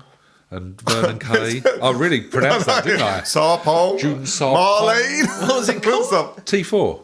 It was just the whole zone of like hangover TV. I heard something completely different then. I don't know what I fucking heard. I don't know. I couldn't even pronounce it. But it wasn't now. I just saw this really vague look on Phil's face. I was like, I don't think he heard it. I do remember it, yeah. I heard something completely different then. I don't know what it was. But. It was essentially, they just used to do like Hollyoaks Omnibus, and then various like pop stars and stuff came in for a chat. Tried to sell their latest 1 minute news and stuff like that. Yeah, all digestible stuff that you could watch. Was it like Vernon Kay and then Steve? I remember Steve Jones. Vernon Kay. That's Steve Jones. Steve that Jones. was it. The Have Welsh you ever seen chap that came Steve Jones interview with Ian Brown? No, but it sounds like it's going to be brilliant. amazing. Ian Brown interviewing Steve Jones. No, Steve Jones obviously interviewing Ian Brown, but he just like towards the end, I think Ian Brown wants to kick off with him because Ian Brown, I think he's like almost like a black belt in some form of martial art, so he can handle himself, and he obviously he's got that sort of attitude anyway. But he's just like It's like Steve Jones trying to be way too cool. I don't know what it is. I can't remember. It's very hard to pick up on what it is that's pissed him off, but he just clearly, doesn't take a liking. He's a bit smug though, isn't he, Steve Jones? Oh, it's probably that, isn't it? Yeah, it might be. He had a habit of winding. Yeah. Oh, okay. Certainly the blokes though, because he was just always trying to be a bit too cool, and he was probably sleeping with their girlfriends, wasn't he? That's From what I understand, I mean that is all just hearsay, pure and simple. Last thing from yourself, and I'll let you guys chip back in. Fort Boyard started on Channel 5. Do you remember that? Who was the presenter? Melinda Messenger. Oh, of course it was. Yes, and she was presenting with. Who was the baddie in the fort? Do you remember? Peter Sutcliffe.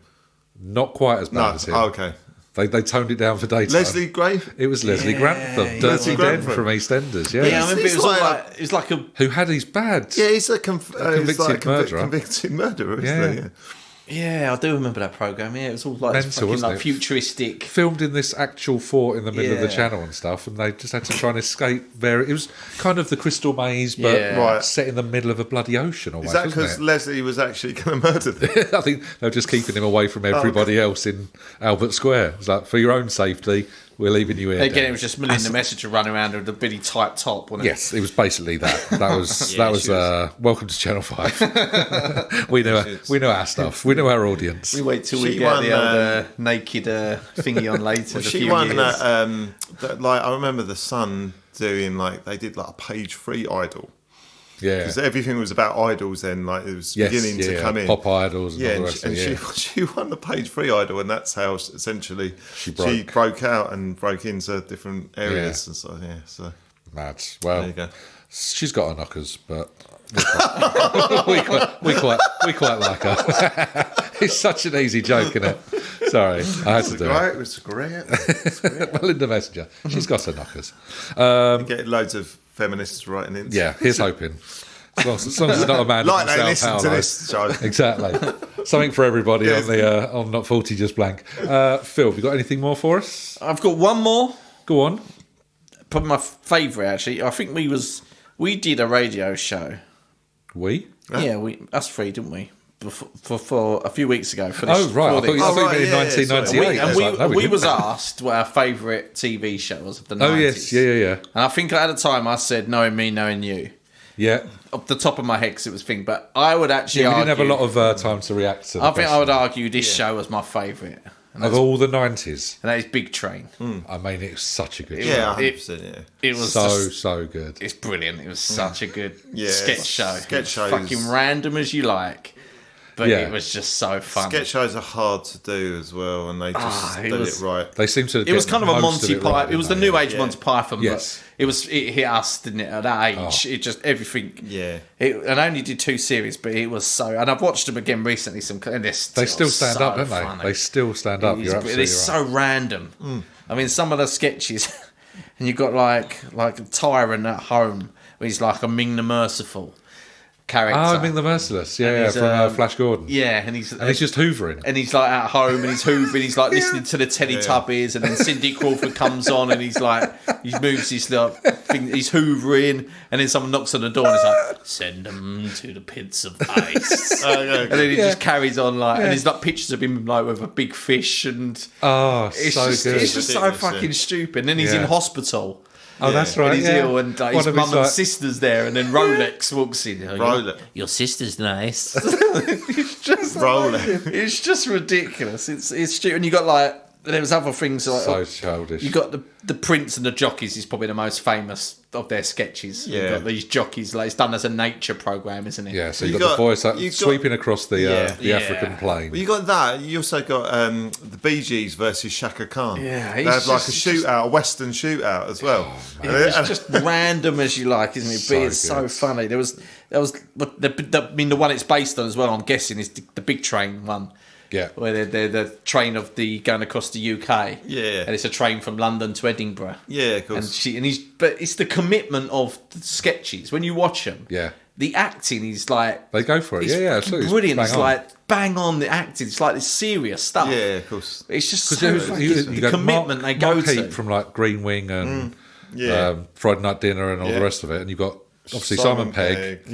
Kevin Eldon. Julia Davis. Kevin Eldon, of course. Julia Davis. Catherine Tate's in it. So it's got, it's got a big thing. The alumni of it is like proper. But the sketches are done so like the commitment they go to on these sketches is phenomenally good. Yeah, I don't think we're going to improve on that. So even if we've got any other comments, I suggest we leave it because Big Train is far and away the best thing on telly. I think so. Yeah, definitely. Done.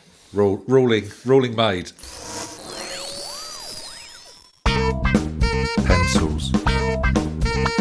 Pencils.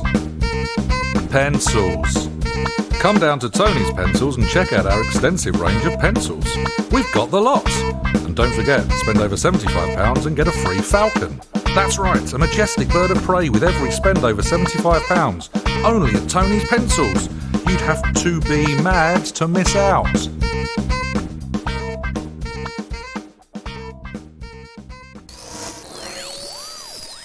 We move on, gentlemen, to the wonderful world of films from 1998. So, Phil, over to you. Top three, please. Well, I'm cheating a bit this week.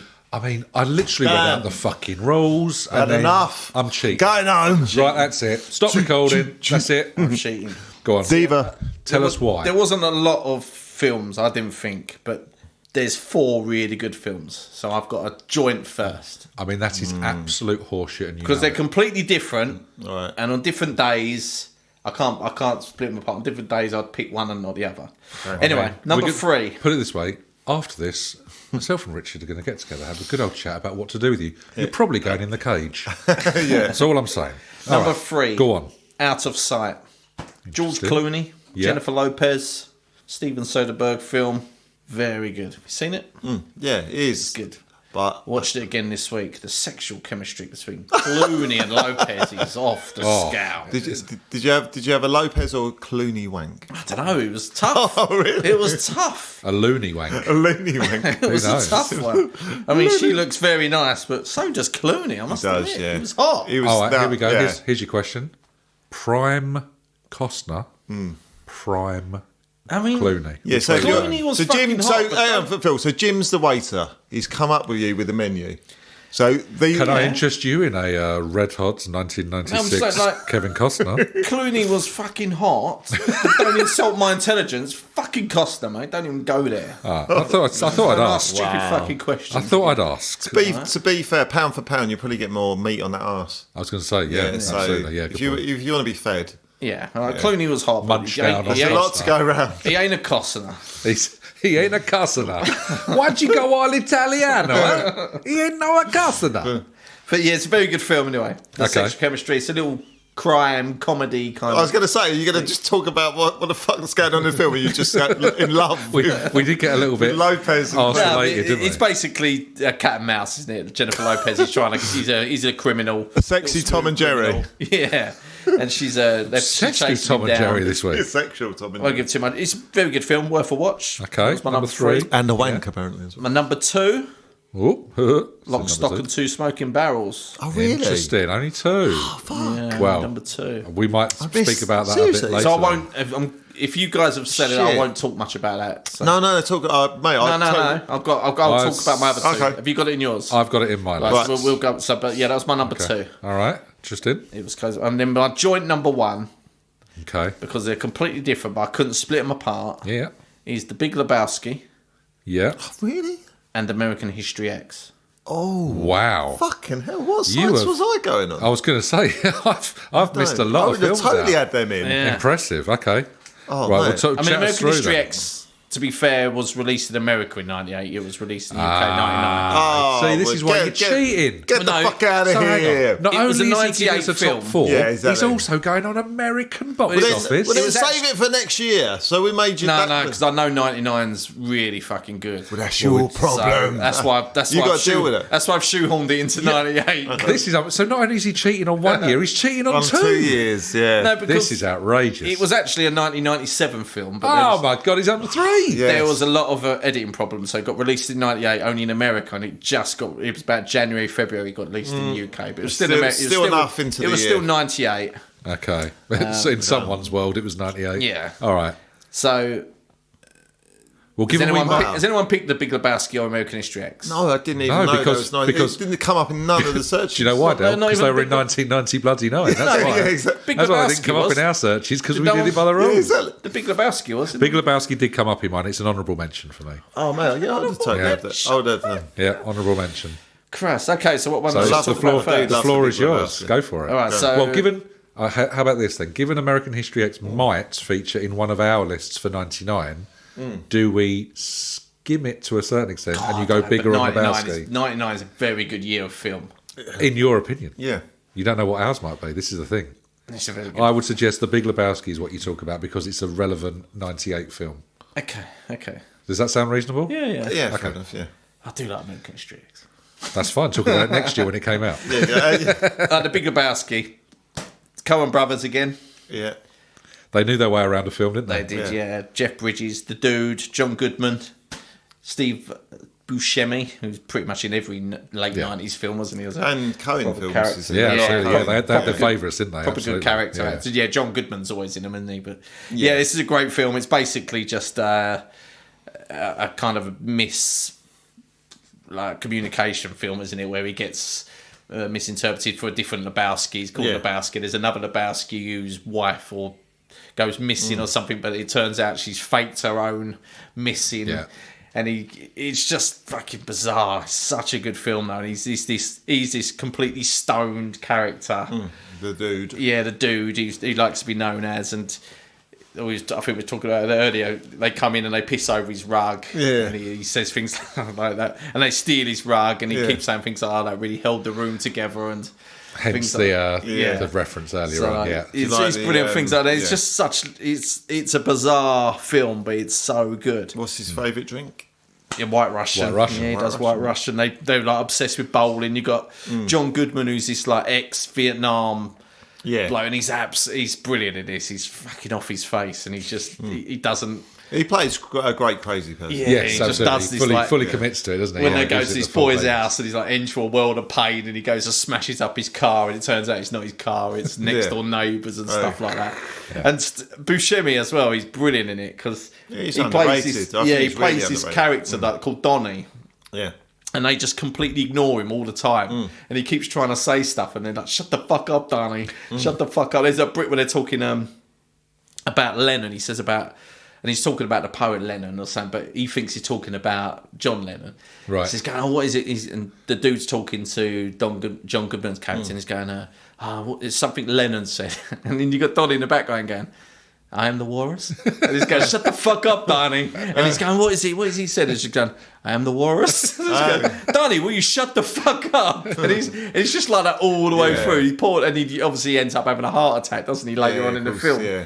And they end up obviously realising how much they miss him. But yeah, it's a bizarre film, typical Coen Brothers again. Oddball characters. Yeah, it works. Though. Really bizarre storyline. But yeah, definitely, it's a great film. Love it. I think I said Fargo isn't my favourite. It's probably up there with my favourite Coen Brothers film. So, top three, just to confirm. Out of Sight, 3. Lock, Stock and Two Smoking Barrels, number 2. And joint first, The Big Lebowski and American History X. Intriguing. Nice. Good titles, Phil. I like that an awful lot. Richie. So, number 3 for Yes. me. I could have put in another film, but I thought, no, sod it. I really like this film. And you'll probably laugh your heads off and just think, what the fuck is he talking about? It's a kids' film, and it's Small Soldiers. Oh yeah, that's what that is. And I don't know what it is. It's Tommy Lee Jones. I think you got like the late Phil Hardy. You got Kirsten Dunst in it, but it's like an underdog story. But it's very like, if you can imagine like military based of how America is. And basically there's been these chips put in these toys. Okay. And these two toys, you've got like these army toys, like proper, like stereotypical, like bad American soldiers, versus these other sort of like, they're like peaceful, the Gorgonites. They're like a race that's almost being threatened by the army, and they're the goodies. I'm with you. And this boy somehow got hold of them, but they shouldn't have come into really circulation because something went wrong at the factory. They know they're sort of like there's a problem. So it's just I just think it's a really great story, and there's a little bit of an underdog story. The boy in it's a bit geeky. He likes the girl who's Kirsten Dunst, and there's like this whole like story, and I just think it's really fun. But it's just got the whole almost like it's a bit of like fuck you to the bullies. It's the Gorgonites. Gorgonites like they've got. You sympathise, they've got a really good way of living. They're peaceful people, but they're kind of drawn into this. They're being forced to fight. Right. And the boy kind of has to rally them to get them to not being walked over. Yeah, to sort of believe in themselves. Sort of. So that for me, that I just think it's brilliant. I don't know why. Never heard of that film. Small Soldiers. Totally It's like got Tommy Lee Jones. He does the voices of some of the characters. There's another famous. So is guy. it an animated film? No, or is it's a live like action? toys, Okay. yeah. It's toys, Right, okay. yeah. Like I say, it's like it's got really mixed reviews. Like it's like people fully listening just thinking fucking hell. But I don't know. For me, I just think it's really good. You like what you like, Del.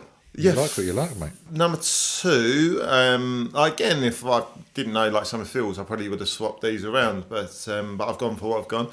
So it's pointless going over it. Is Something About Mary. I had that as my number 2 as well. Number 2, okay, so I'm guessing your number 1 might be the other thing that Phil mentioned, so I'll... Yeah. Oh, so I'll talk about this. We can all chime. This is like, for me, I mean, Ben Stiller come on the scene a little bit earlier, didn't he? Because he directed the film with Winona Ryder in, didn't he? I can't remember, Reality Bites. Yeah. Oh, and he did the Ben Stiller show, but really comedy-wise, you hadn't really heard much from him, especially in the film sort of sake of things. And obviously it's a winning combination because it's almost like the trilogy with the Farrelly brothers. Which is the Farrelly's third, isn't it, essentially? Yeah. So Kingpin and Dumb and Dumber. So it's a great third, and it's just the whole I know it's like been seen so many times, but the classic things like the zip, the beans above the Frank and beans, We've Got a Bleeder, the whole thing. Even with Cameron Diaz with the whole sort of like hair going up, after he's had a wank, obviously. Woogie the Stalker. Oh, amazing. There's so much like Lee Evans' character, the fact of they're both Tucker. It's so creepy. It's a creepy film. Because they're all just, a myriad of losers all in love with the same woman. But because it's so funny and the way they do it, like if you did it if you got the slightest bit wrong of this film, it would be so creepy. Yes. And unfunny. It's a bit like... Because I know there's bits of it that you would argue now are a bit beyond the pale because they're kind of laughing at someone with a learning difficulties and stuff. So there's bits that are a bit of a time and all the rest of it. But you're right, if they got any of those, the creepier bits, as you're calling it, wrong, then it would really take it on a very different tack. Yeah, and you're 100%. Yeah, it kind of is of its time in that respect. Yeah, with the I can't remember. Well, it's Warren, isn't it? Warren, the brother and his baseball and stuff. So there's bits in it that are a bit sort of nowadays. And Matt Dillon as well, because like before then he was a cool guy of Hollywood. He was in all these sort of teen roles, but he kind of just made a bit of a fool of himself. I love Ryan. the size of the teeth. Yeah, the They're just teeth, amazing, the whole, aren't they? the whole. He was in reaction another and big stuff. film this year as well, wasn't he? Wild Things. Sexy. Feel like you like it. Ladies and gentlemen, I can officially say that beer number 5 has hit the spots. For me, this was a great film, and even like the Farrellys use this. They use like these weird type bands in a lot of their films, and they kind of work. And the narrative of the band. Oh, this in one with Something About Mary, where he's singing the kind of the cutaways yes. and stuff. Yeah, I just think it really works, and there's so much more to the film. Like the bit where the dog gets electrocuted. There's so many funny Magda, the crazy older lady the that she older shares lady, the house yeah. with and Doesn't stuff. the dog Yeah. go on speed or something like that? Yeah, as well, that's right. something Yeah. You've got the one where they're oh god, there's the hitchhiker that they pick up, and he's just going on about 7-minute abs, and he's come up with an idea to revolutionise the market, 6-minute abs or whatever it is, and he's just a minute away from killing them, and all the police that are out to catch all the guys that are sort of picking people up at rest stops. It's and, just a- I'm peeing. I'm peeing too. Yeah, me too. It's a great. So many bits in it. It's a great fun film, and it is a great comedy. And it's for comedies to be in the top 3. It's quite hard, really, to compete with drama. So for that in itself, when they are, and the Farrellys have done it, I think for a lot of pretty much time most and of time mine. again. Absolutely. For this, so they're absolutely amazing, and they do start to taper off a bit, but later on they do other films that are good. They're still good. But that's my number 2, and my number 1 is Saving Private Ryan. Beautiful. Yeah, that was my number 3. Again, it was like when I saw this film, I just didn't really sort of think really too much about what war could be like back then. To me, like I just used to associate. That's just something the old people did. They thanks for that. I didn't really get it. But watching that film made me think, shit, that's proper brutal. sacrifice. Yeah, that opening scene. Like when they're in the boats. When they're in the boats, it comes up. D-Day landing. D-Day landing. Oh, that's just savage. About 40 minutes, isn't it? It's absolutely immense. It's immense. It's you're in the middle of it, aren't you? It's proper. And the guy's peeing himself. He's so nervous in the boat, and then literally his war is over within a split second. It goes through the boat, doesn't it? It cuts through the There's a bit where a bloke gets hit in the head, helmet, and he goes, "Oh, lucky bastard!" He takes off his helmet and another one shot in the takes head. off. Yeah, or carrying his leg, walking down the beach, looking for his arm or something. Yeah. It was so brutal, isn't it? But I thought he gets his critics, Spielberg, but I thought he got it right 100% in that. And I watched it not too long ago actually, and I still really enjoyed it. I didn't actually feel like I don't drag for you, Phil, but I didn't actually feel like it did. But they were my top 3. Really good. So just to confirm it, so your 3 was 3 was Toy Soldiers, 2 was Something About Mary, and number 1 was Saving Private Ryan. Oh, and last question, can you give me the name of the porn film that they sort of was influenced by this? Which one? It's a famous porn. Saving Private Ryan. Yeah. So Saving Privates Ryan, wasn't it? Shaving Ryan's Privates. Shaving Ryan's Privates. Yeah, well done, you. Yeah. There you go. I just pretty much said Saving Private Ryan. But just plural. You put you did it in a sexy voice. Saving Privates Ryans. All the privates, all called Ryans. Beautiful.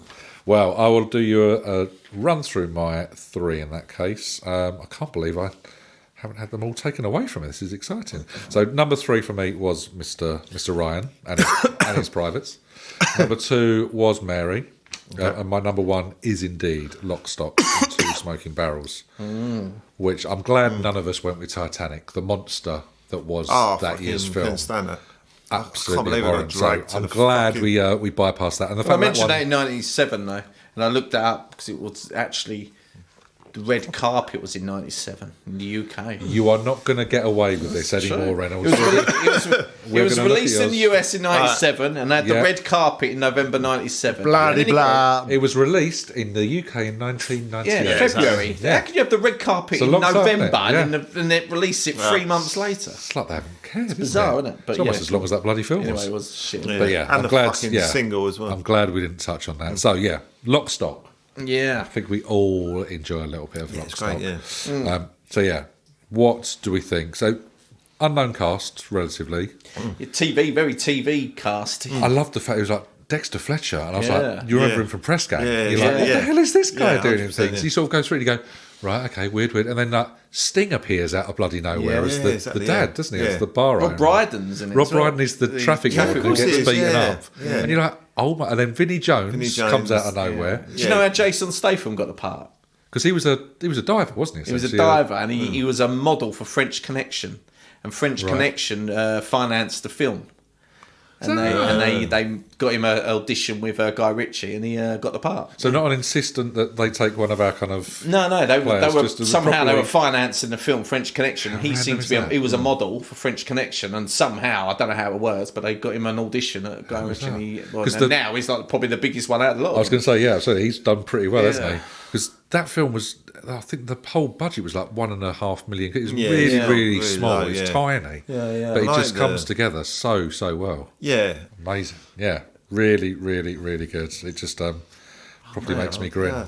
I was Vinnie Jones, isn't he? He's Big Chris, the Chris. Kind of the got collector. his son, Little Chris. But Little Chris, and he takes his son to work day. I know, yeah. And he's a fucking man who menaces people for money. Well, that was like really massive risk as well, really, because like he's essentially he's probably still playing football then. Yeah, he was just a Welsh international. Yeah, that's right. Once played for Wimbledon, and wasn't he? Was like he wanted to get into acting. And everyone's like, yeah, fuck off. Okay, yeah. Everyone wants to be an actor, though, Vinny. So what makes you so different? And he properly pulls it off, doesn't he? Yeah, it was very good film, very well done. I mean, Guy Ritchie went on a bit to copy his film, but for his first one was really good. Very good, yeah. So what's your 3, 2, 1? So my 3, 2, 1 was Saving Private Ryan at 3.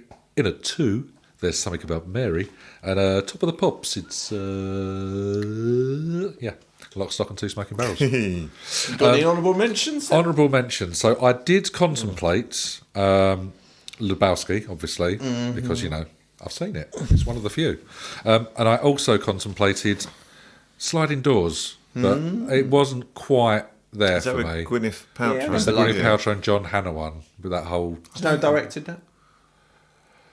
Was it Sally Beeswax? No. Keegan. No, it was... If I said the name Peter Howard to you, would you know who that is? He was Joey in Breath. No, one of them. Original Joey. Oh, really? You loved the original Joey. I loved the original. When he left, I didn't know he was going on to do this, but... I mean, bigger and better. Sliding Doors. But very, very good film. I like that a lot. And the only other one that might have even sort of been in my thinking was The Truman Show. But I'd kind of gone off Carey by that point. But it's a nice little premise. And Wild Things are down as well, I had to mention. Wild Things you only watch for about 4 minutes of the film. I actually quite like Truman Show. I do like it, but I was over him, I think. So it wasn't enough to break into the 3, let's put it that way. Yeah, I just thought it was, at the time, was it pre-Big Brother or... It was an interesting premise, wasn't it? Yeah, it was pretty big. It was good. Wedding Singer as well. I did like yeah. I don't really like Adam Sandler, but I did like that. That was good. Yeah. One. That's one of my favourites. Armageddon. The biggest film of the year. Yeah, I quite like Rush Hour as well. I found it fun. I love Jackie Chan. I love watching his stunts at the end. And even though Chris Tucker can be annoying, I just thought it was quite a fun. I liked the cousin to that though. The other Rushmore, yeah, I saw that come up. Yeah, it's good. I liked that. Any more that creep into your list? Really. No, I'm done with film. Yeah, fuck it. Fucking done with it. All done, isn't it, mate? We've got our 3. We know what we like. That'll do us. But on to next year, and we'll definitely have history. Well, I haven't looked at next year, but I do know 99 has got some crackers. Well, I think we can already peg your top 1 and 2 already then, Phil. So I think you might be surprised. I don't think we will. Yeah. I'm going to say it now. It's Fight Club. Yeah. What's my number 2? Fight Club again. Don't talk about Fight Club. Yeah, exactly. They're all the rules. Well, I would suggest, if you haven't already seen some of our recommendations, guys, check them out. Lebowski for one. Coming soon to a cinema near you, a Hippo Face production presents Ballbag 2, Revenge of the Sack. 5 years ago, the people of Milton Keynes survived a horrific attack on their town when they were terrorized by a giant ball bag called Gary. After defeating Gary with a tin opener and a hot cup of cold and hot soup, they thought the terror was over. However, little did they know that Gary gave birth to an even bigger ball bag called Ray. This is now hungry for human blood to honor his mother's revenge. This summer, just when you thought it was safe to go back into the 24-hour garage, which it's clearly fucking not, Starring Jeff Shedd as Major Ballant, Wendy Richards as Pat Cow, and Glenn Champagne as Pull Your Pants Down. As Stanley, Stanley, Stanley, Stanley, Stanley, Stanley, Stanley, Film, Ballback 2, Revenge of the Sack.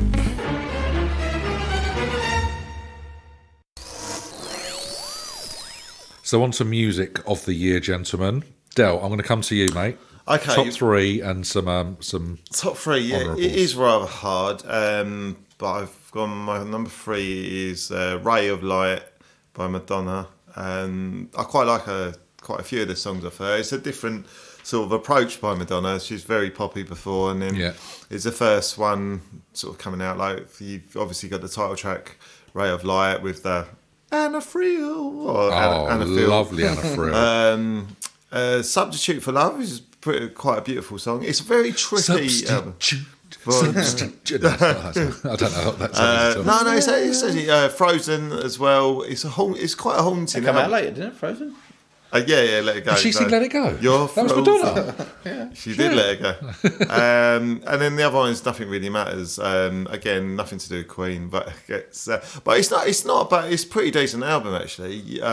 Number two might be my number one, so I have to go to the panel. No, this is because my number one. You boys might not want to have it. Because do you think it's going to be a little bit of a ruction? It might be controversial. So it might be a bit like what Phil did in the film. So anyway, but I go with my number two, and it's Bohemian Rhapsody by Queen. Does it go? Yeah, it's 1977. It's a different year. It's embraced the goodwill out. Richie D. It's almost like you've read my mind. That's my number two. Oh, okay, yeah. Why is that controversial? That's not controversial. My number one is controversial. So that could be my number one if you throw out. If you throw up, yeah. Phil, don't throw up. So the title track, "The Good Way Out's" really good. Come Back to What You Know. Embrace.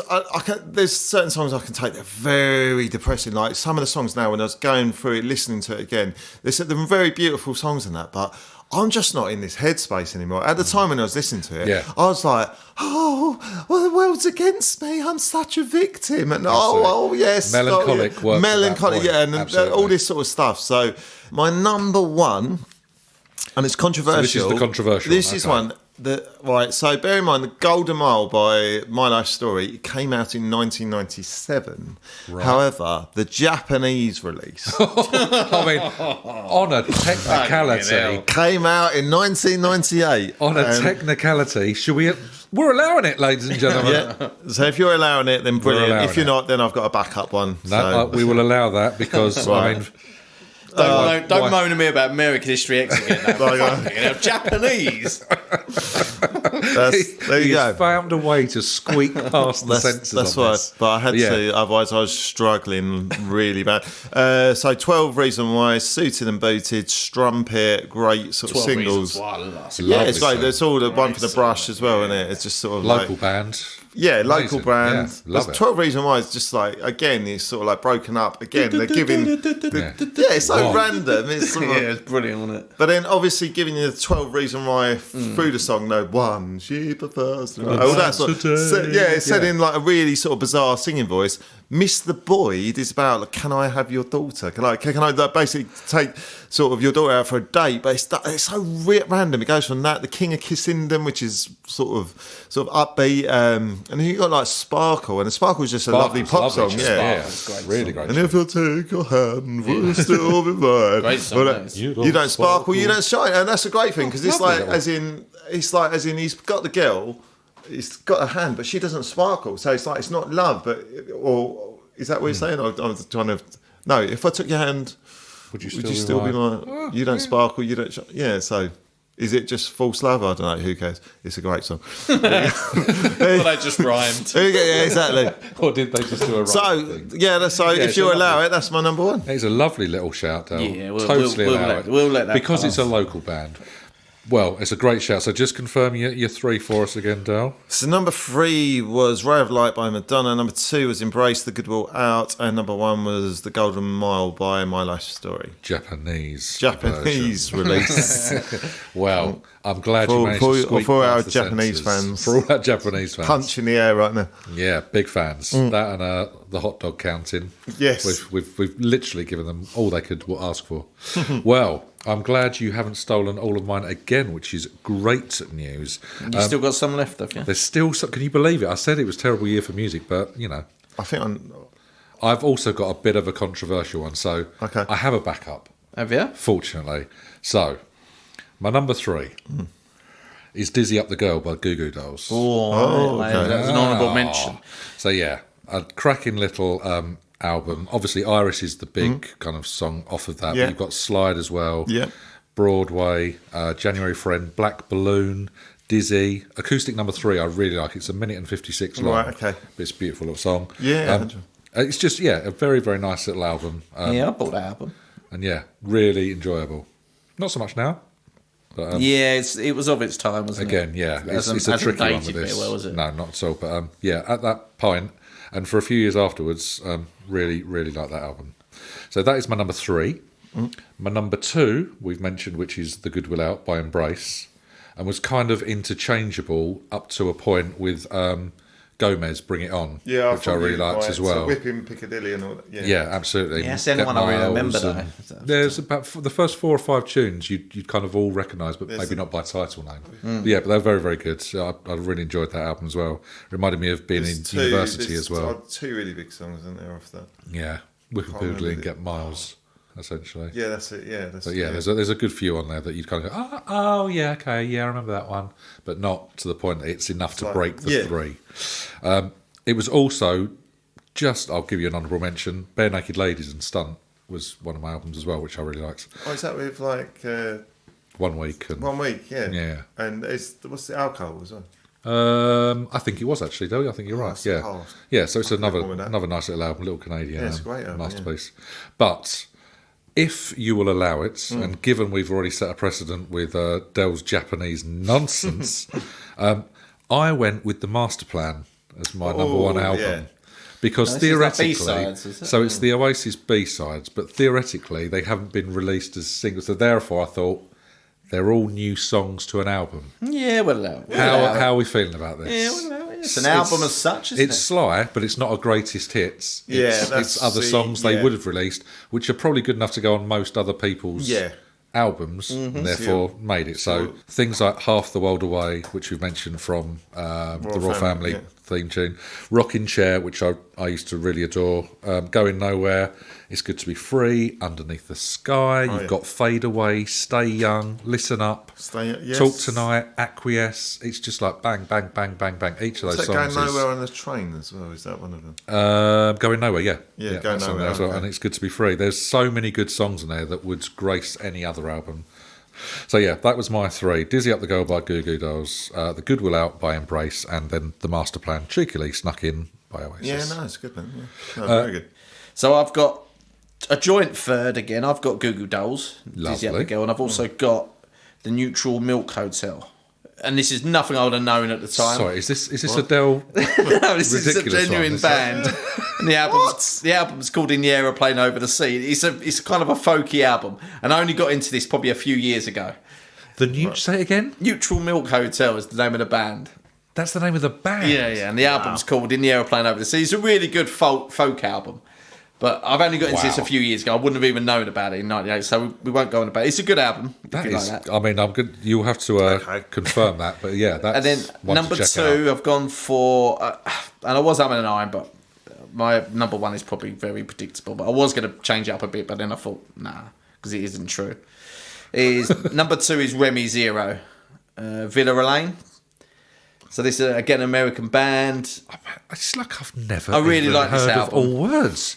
I feel like I should have ignored him. So Remy I've Zero. heard some, Remy's. This album actually it became one of them albums where it was popular before being in the discount bin. Right. So it was one of them like albums that just didn't do well, but it was a really good album. I liked it. I don't know how I got into them. You probably know them from the second album they did had the theme tune from Smallville, Save Me. Oh, okay. So they became known for that, but this is before that. Right. Okay. But that was their big hit. That was their big one. But that was on the second album. Right. Or the third album. I think this is their second album. Right. Okay. But yeah, this is a very good album, Villa Elaine. I like it a lot. Okay. And then my number one is Up by R.E.M. I didn't have that down at all for you, Phil. And to be fair, I was going to have it at number two. Is that like Day Sleeper and all that? Yeah, Days. I mean, it had two parts to the album, essentially, didn't it? It's sort of the up and then the down, or the down and then the up. Yeah. So this is what I consider to be the beginning. I'll go like Marvel with R.E.M. This was stage 3 of R.E.M. Right. Okay. So you had they'd done 15 studio albums over their career in 28 years. Right. So you got the first 5 albums being the IRS years, the second 5 being Warner Brothers with Berry, and then the last 5 being Warner Brothers without Berry. Okay. So this is the first one without Berry. We mentioned in the last one he had the aneurysm. Yes. This one started off. They started recording. They wanted to do a new sound. He went to the band, and he obviously with the aneurysm, his perspective of life changed. He wanted to go and live on a farm, become a farmer. That's pretty much what he did. Right. But he held a meet with the band, and he said, "Look, if I'm going to be the one to break up R.E.M., I'll carry on. Otherwise, give me your blessings to leave." And they all did and said, go off and do your thing. So this album is got a completely different sound in R.E.M. It's like drum machines. Obviously, I haven't got the drummers. Yeah. It's all electric. I think maybe Radiohead may have had a part in this where OK Computer just come out, so everyone was kind of going for that. Going down that. Oh, that's interesting. Okay. Let's go down that. So they kind of went a bit electric, but it is a bit different. It's not their best album, but I listened to it recently. I think I prefer it now than when I did then. It does certainly grow on you. Is it with Your Most Beautiful? I was going to say My Most Beautiful. Sleep, that's what I mean. It's the same. I say this with every R.E.M. album, even though. Like you mentioned it with Oasis, same kind of thing. They're great musicians, aren't they? And even when their albums aren't on song, they've still got some great singles tunes on there. That any band in the world would be like, take off you like anything. You'd be like, you got Day Sleeper, which is probably a brilliant song, and My Most Beautiful, really Hope, The Apologist. That's the one, Apologist. Yeah, it's a really good album. Yes, cheeky. All right, so just to confirm it, I've got Goo Goo Dolls. Lovely. Alongside Neutral Milk Hotel, Remy Zero number 2, and then R.E.M. Up number 1. Perfect. Any other honourable mentions from yourself, Dale? I have. Yeah, I've got David Gray, White Ladder, and that was the only one I've got as my honourable mention as well. We mentioned Babylon, that. Sail Away with Me, Honey. Was it Please Forgive Me? Please Forgive Me. There's quite a few good songs on there, but again, it's very melancholy. Please forgive me. Yeah, it's like he used to shake his head a lot, didn't he? Shake thing, yeah, absolutely. The other one I got Fatboy Slim. You've Come a Long, Long Way, Baby. Mm-hmm. Okay. We Praise You, Gangster Tripping, Soul Surfing, Right Here, Right Now, Rockefeller Skank. I think that's the Funk Soul Brother, I think. And the last one I got is Massive Package by the Sleazy Postman.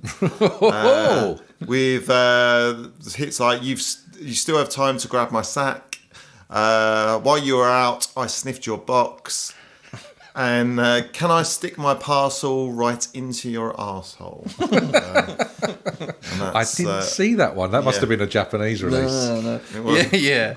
It was snuck that one through as well. That was next to the Neutral Milk Hotel. It must have been in the bargain bin. Wowzers. Any more that you might have missed out, Young Reynolds? No. Well, that is a hell of a roundup. Not the greatest year musically, but we got there. Mm-hmm. We squeezed out 9 albums there. Yeah, exactly. Check out some of them if you fancy.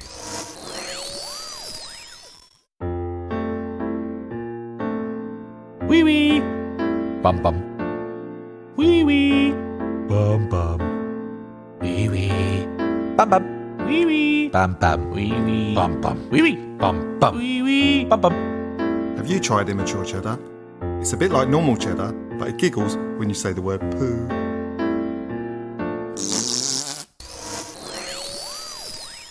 So, gents, we are nearing the end. We've covered all the major bases. Just a little dip into the letters and emails bag of tricks. First one, straight out the gate. In the 90s, do any of you remember either the Owlman or Penny Pusher Pete in Southend High Street? It's from Angel in France. Ooh. Anyone remember the Owlman or Penny Pusher Pete? I remember both. Do you remember both, mate? Oh. Owlman is more familiar to me, not Penny Pusher Pete. Penny Pusher Pete was outside the cinemas. He was this guy that people used to just throw pennies in the road, and he would run after him. It was, thinking back, it's quite a horrific thing to actually do to this poor guy. Yeah, but essentially. So I won't talk too much about him. But Owlman was bizarre because he Oh, you think about Owlman? He had a trolley, and he had two owls. Normally, the big barn owl and the small barn owl. And, I always used to think to myself, that poor fucking owl, because A, it's out in the day, and B, it's fucking under a bridge with shitloads of pigeons. He was, wasn't he? Yeah, he was under the railway bridge in Southend, yeah. I could clear this out. Yeah, so that's my memory. Just thinking, with poor fucking. It's essentially like being taken to a buffet and not being allowed to eat. Or is it essentially like getting someone's dad who's worked on nights and then just getting them up, stay up, letting them have stay up, but you can't eat anything. What? Yeah, you can't eat anything. And everyone's there's fucking steak dinners just floating all around, just out of reach. And they're just I remember him now. And they got to have photographs with fucking kids. It was for photos, wasn't it? Essentially, just anything to make a couple of quid. Bloke was so fucking bizarre. I don't remember him at all. Do you know what Owlman? No? Maybe you weren't as prolific up Southend though. Maybe as prolific. Yeah, what? Phil was prolific in many things, none of which we should talk about and record anyway. That's for sure. Well, there we go. Angel, hopefully you've got fond memories of Owlman or Penny Pusher Pete. Always talk about it. Yeah. Could well be. Yeah, let us know. Is it you, Angela? Yeah. Right, next question. Rumour has it that you used to be the one-man band that terrorised Canvey Island in the late 90s. Is this true? And if not, which one of you has the best one-man band potential? I think that's for you, Phil. So apparently you are the one-man band that terrorised Canvey. Do you want to admit to this? No, I'm not the one on the Canvey, but I am a one-man band. Where did you terrorise? I was bigger fish than Canvey. Yeah. Did you have cymbals on your knees, Phil, and a big bass drum? I went to Camden Market. Camden? Oh, that's He's got big, didn't he? It's not just Camden was fucking wasted over there. Yeah, so was there? I went Camden. So what was your setup? What was your musical instrument setup? Well, it was triangle on guitar. How were you playing the triangle? On your penis? No, just I used to dangle it on my little finger. So he dangled a triangle. Dangled it on my little finger, and then playing the guitar, right? Yeah. But I'd have the 4 fingers for that. Oh, okay. So I'd hold it. Yeah. Dangling. with a triangle down there. So you're playing chords with your left hand, but with a dangling triangle. Organ. Mouth organ, lovely. Of course. Standard. Yeah. Standard mouth organ. And I'd have a little drum bass. Yeah. Foot pedal. Doing that. What else did I have? It's very reminiscent of a young Ed Sheeran. Yeah. Luke pedaling. What else did I have? There was other stuff. Bongos. Big on the bongos. Bongos, yeah. Then I'd need them. Didn't you have all your teeth removed, Phil, and replaced with keyboards? No, I had bongos on it. To this day, he can't eat a steak dinner without doing Bohemian Rhapsody. So I had a little device where bongos on each knee, but as I was pressing the drum bass, the foot that it would go in and out, so I'd do bongo in as well. Right, okay. I did that. Mainly Bop was my tune. Yeah. The one tune you could play. Eagle-Eyed Cherry. Yeah. Bit of a Save Tonight. Go-to, isn't it? Standard. And you made a career out of that? Yeah. A living? I did well. Decent living? Yeah. Well, enough to get up to Camden. I did that about 3 years. I gigged there. You know when we said about Big Train, they fully committed to the skit. He's really good, isn't he? Memoirs of a tosser. One man band. One man band from everywhere. Yeah. Oh, nice. Well, congratulations. I'm glad I do have an album. If you can. Oh, really? Do you want to plug it? What was it called? It was a long time ago now. It was called. Oh, interesting. Bones. No, it was to do with Camden. Bones, Thugs and Harm. It was to do with Camden because it was specifically for the Camden people. World's End? No, it's like Locker Doodle. Locker Doodle. Wow. I think that was what it's called. Lockadoodle. Yeah. By Phil. Did you go under your real name? Or No, was no, it a fake artist name? What's the fake artist name?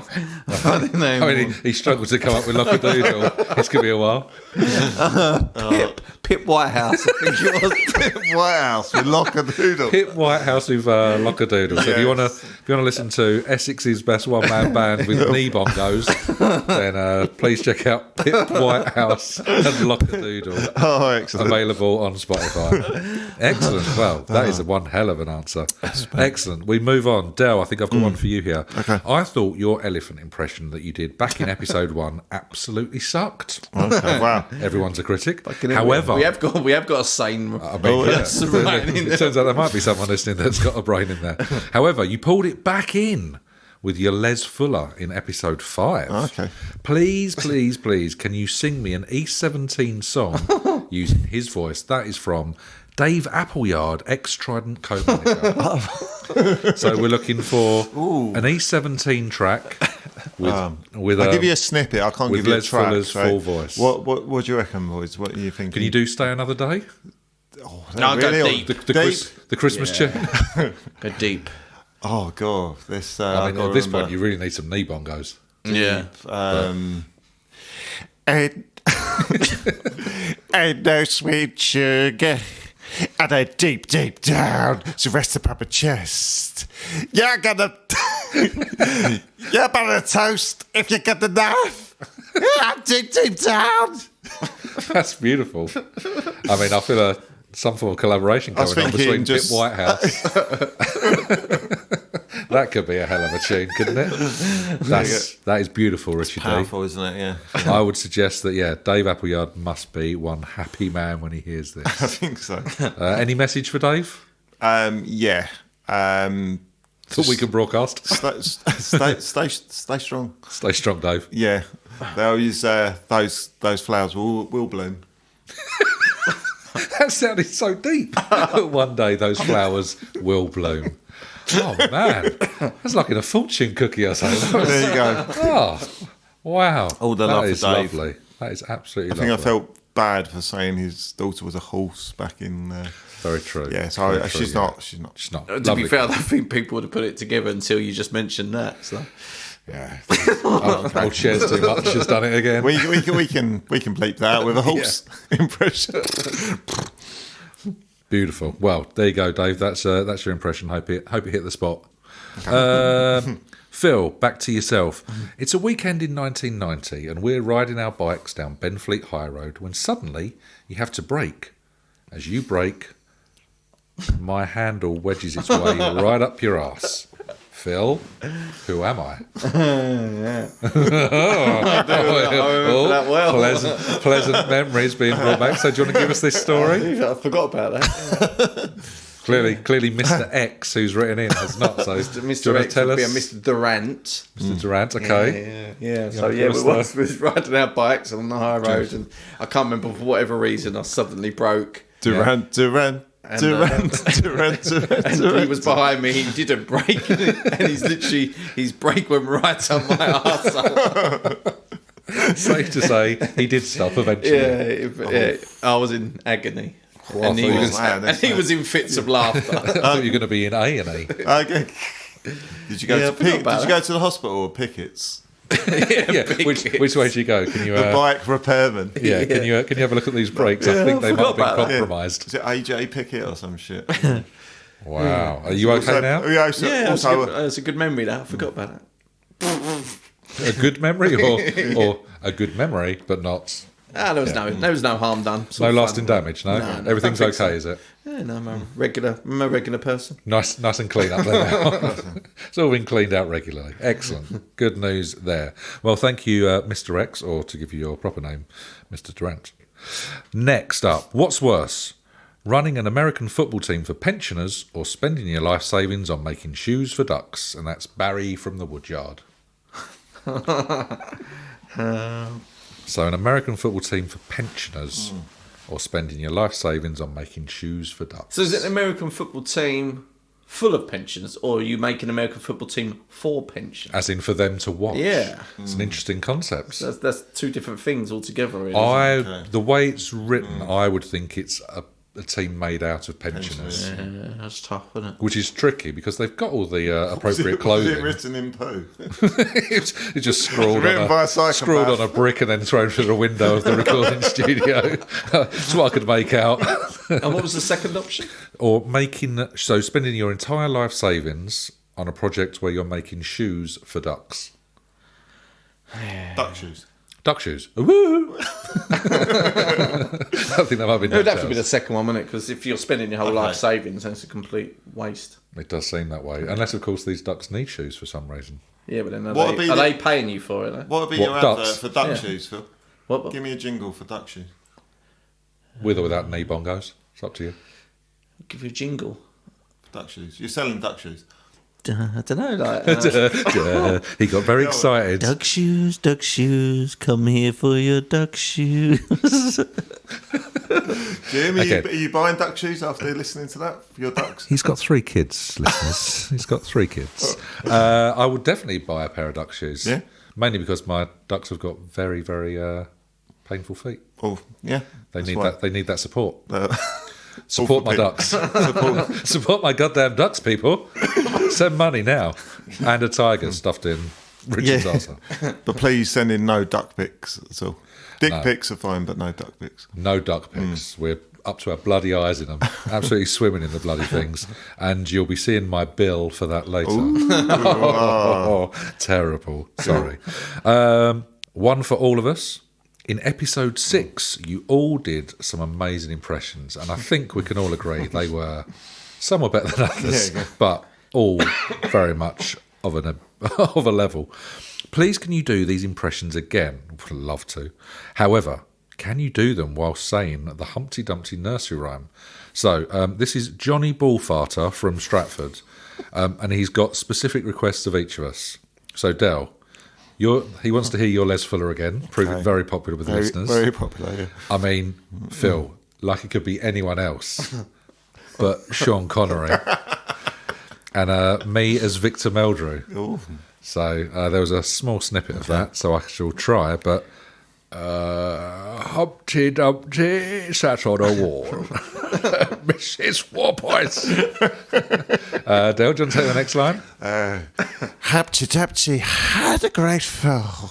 Phil, take us home. Sorry, Sean, take us home. All the king's horses. And all the king's men. What happened to them? He couldn't put Humpty together again. And Johnny Bullfarter, we have a winner. Well, nice to see some old friends there. That was beautiful. Gents, we have got this bloody nailed. I almost feel like that was too good and we should end on that, but there was a couple more. It was beautiful. Del, I was watching TV with my parents the other day and a sex scene came on.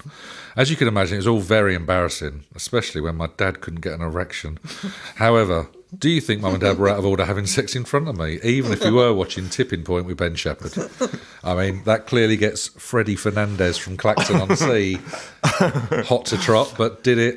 Oh, my God. Did it and should it have done? You know what? I think they were totally bang out of order because Tipping Point is such an awful programme that he was forced to watch his mum and dad having sex. Part. Yeah. I think if it was something better quality... For instance? I don't know, like a good Netflix series, maybe. The Chase. Or The Chase, yeah, even The Chase. I go with The Chase. Yeah, bit of Bradley Walsh, bit of Walshy. Walshy always makes Walshy, things go. yeah, then totally, he could focus in on that. He could focus in on Anne's cleavage. Sounds reasonable. Yeah, Mark's... Dark Destroyer. Yeah, the Dark Destroyer's balls, I don't know. Or his just lovely face, really. Yeah, so yeah, but that's out of order. Yeah, it's out of order, bang out of order. I think we agree with that. Yeah, absolutely. And finally, in this particular, I was about to say nosebag, post bag, what sport would be the funniest to add mandatory drugs and alcohol to? God, that is a good one. So what would be improved by the addition Javelin. of pissed up javelin? Wowzers. I mean... What, because the amount of danger it could Yeah, cause? that'd be fucking fun. Yeah. And even the people like marking it are pissed as well, so they could just be on the field. Just wandering on at the wrong time. I mean, A it's little bit of danger. They'd be trying to catch it as well. A Like. bit of jeopardy. Lovely. I like that. Del, what are you Mine's thinking? kind of weird because I'm going to say it, and you'll probably think, well, they did that in the 80s anyway. But I just think that, like, do it properly this time. Okay. Like, proper, like, so it's going to be snooker. Yeah, because they got on it, didn't they, in the 80s drinking and and 90s. fags, wasn't it? So Smoking all over the shop, wasn't and all it? that sort of stuff. But I reckon, just everyone getting absolutely fucking arseholed, just throwing snooker balls in a fucking like we talked about before, like just showing like the full off, aggression like a and- football celebration, Come sliding on their knees on. when they got to like put in a black. Oh, or imagine pink. not a 147. Yeah, 147. And he just gives it the Fuck full yeah, shirt yeah, off, yeah, exactly. round the table, Really swinging aggressive, around. sort of like, come That on. would work. Yeah, absolutely. Exactly. All for that. I'm going old school. I'm going medieval jousting, but absolutely off their face on PCP. Yeah, that could work. That could work. They just keep on getting up and getting down and geting up, and they're probably broken every single bone in their body. Five. Yeah, They were always getting down, weren't they? and jousting as well on And PCP. jousting. As far as I remember, they were the big 3 for 5. Getting down. That's the question jousting. to ask Scott, isn't it? Yeah. How often did you joust? Yeah. And who won? Make a note of that. Who was the best joust? Who was the big joust? We'll come back to that one. Well, that is a hell of a lot of questions we've got through. All on the nose. Well played, chaps. Nice and honest as ever. That is the end of our letters and emails. And thanks for coming, Sean. Well, they think it's all over, and it bloody well is now. That is 1998 done and dusted. Gents, what do we think? Final little comments. Any standouts? Oh, see, I've Certainly weren't the music. caught him on the hop. Yeah, Certainly wasn't the was music. not the music, was was it? a poor one. Probably the worst of the decade. Yeah, I absolutely. So far. loved it. I wanted it to go well. I think it went well. I loved every minute of it. I've had a lovely time. I loved it. Lovely time. It was lovely, wasn't it? We should probably do it all again, should we? Yeah, We no, should. sounds We're good. 99. Looking forward to listening back. Yeah, absolutely. Well, we've now just got a couple of weeks to bone up on all things 1999, as Phil says. So until then, listeners, keep in touch with us on all our social feeds. Feel free to drop us a line about, well, anything at all, really, on info@not40justblank.com, because we do get ever so lonely between shows. Don't be shy. Until we meet again, though, we are out of here. Bye-bye. Stay safe. It's a jungle out there. Psycho.